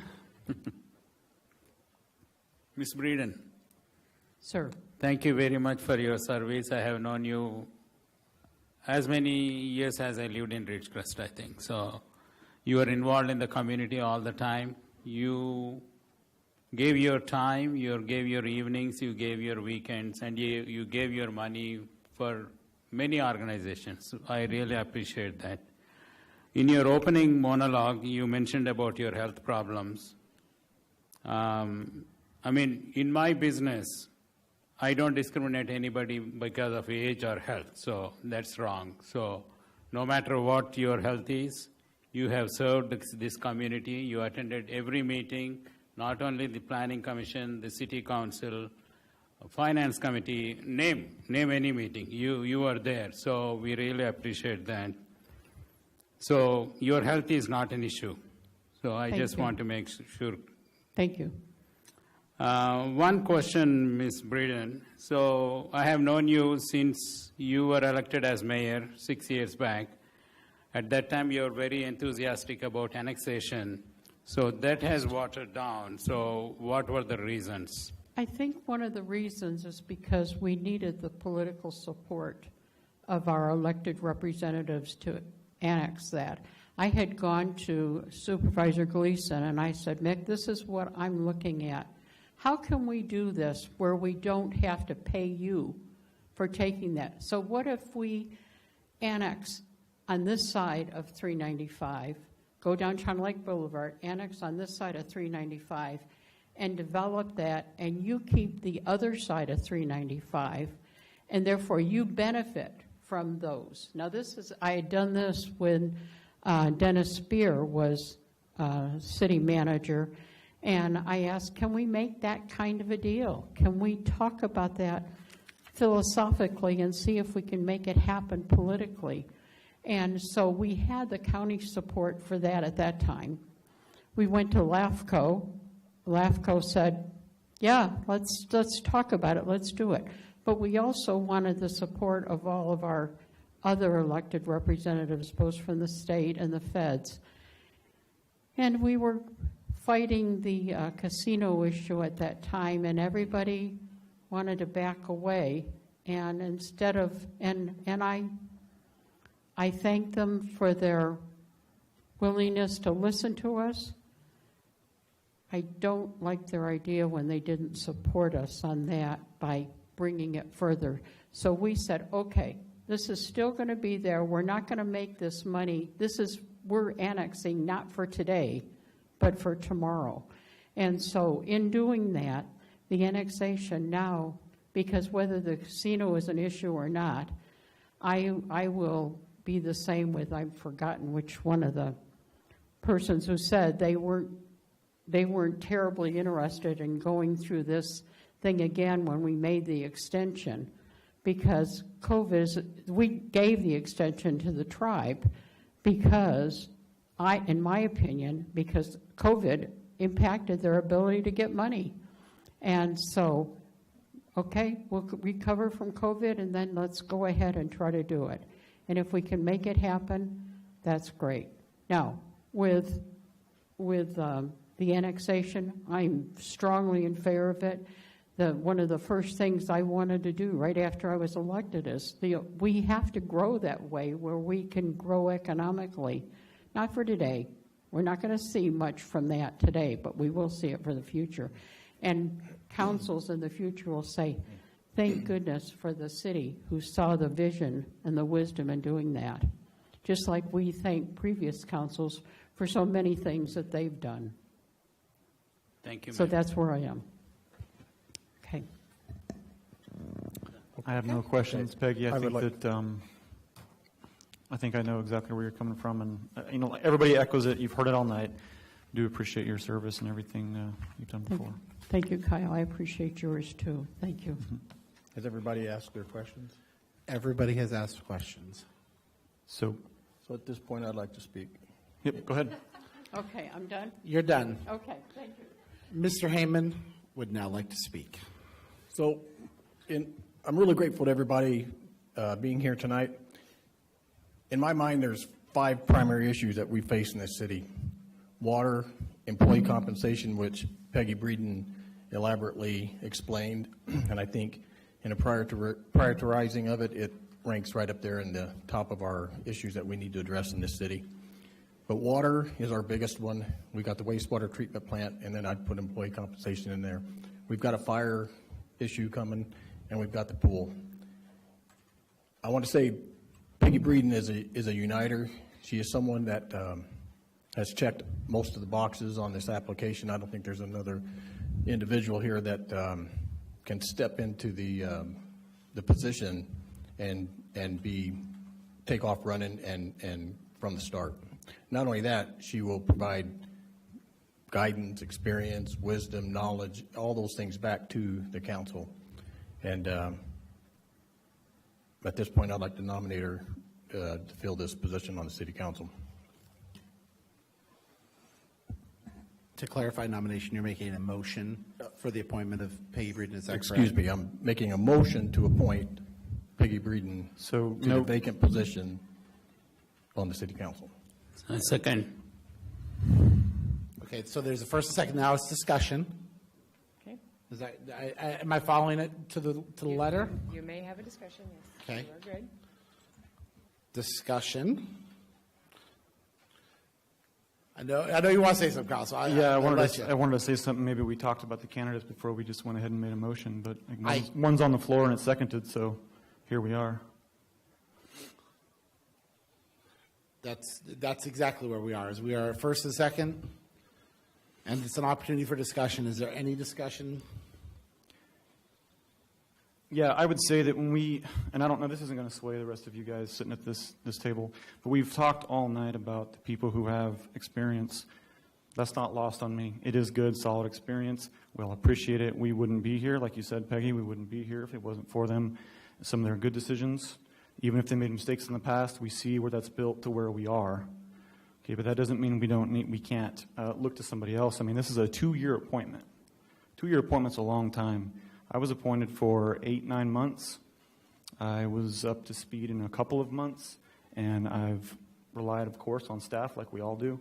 And so the job can be done. So I think when you guys, so I'm no longer speaking to the public or anybody else out here, I'm talking to you guys. So just hanging our hat on somebody's done this job before, and I'm not speaking against you, Peggy, but it just, I don't like it, and I don't think the public will like how we just blanketly make a decision like that without talking about everybody else who's out there and who else can do this job. My position, and just from a discussion perspective, because I have a first and a second, so I mean, I'm going to let them be the bookends of the conversation, is, what I wanted to get into this conversation, the transparency today, because, I honestly had a division in my brain of the experience and the inexperience, and that was a hard line kind of in my brain. I personally, in my heart, believe all 3 of the experienced candidates are valuable, quality people that have given to this community, and that's one of the reasons why, not for Skip or for Mr. Jenkins or for Christian, I knew that I was already in that thought process, and I wanted to hear from them to see if that changed that. The hard part for me is I think any one of those 3 people gives a lot to the table, and we have a motion and a second. Kyle, I agree with you that there should have been a little bit more discussion, especially about Mr. Morgan's position in the last election as a relevant factor. With that, I have a motion and a second, and you two gentlemen have a chance for any discussion. Hearing none, roll call vote. Mayor Bruin. Aye. Mr. Rajaratnam. Aye. Mr. Heyman. Aye. Mr. Blades. No. We have 3 ayes, 1 no for Mr. Blades. The motion does carry. Ms. Breeden, you have been appointed, and if this council so desires tonight, I can swear her in this evening. Does the council have any dispute over the swearing in this evening? No dispute at all. Probably should do it. Okay, I believe we'll move forward.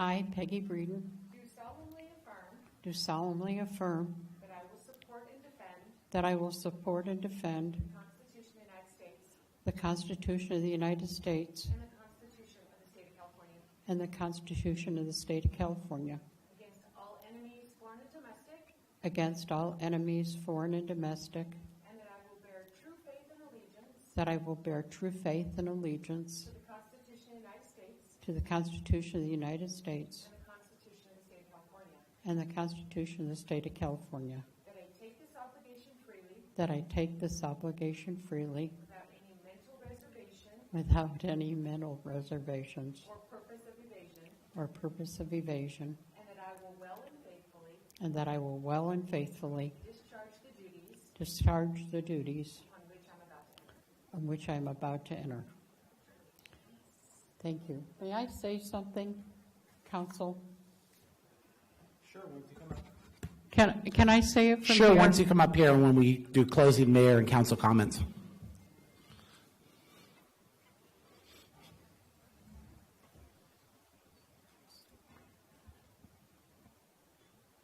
Where would you like her to sit, Mayor, just for the short term here? Arrange later. Wherever she'd like. And we can push. There's space right there. Or Yeah, say if we push, scoot, we'll make do. Okay.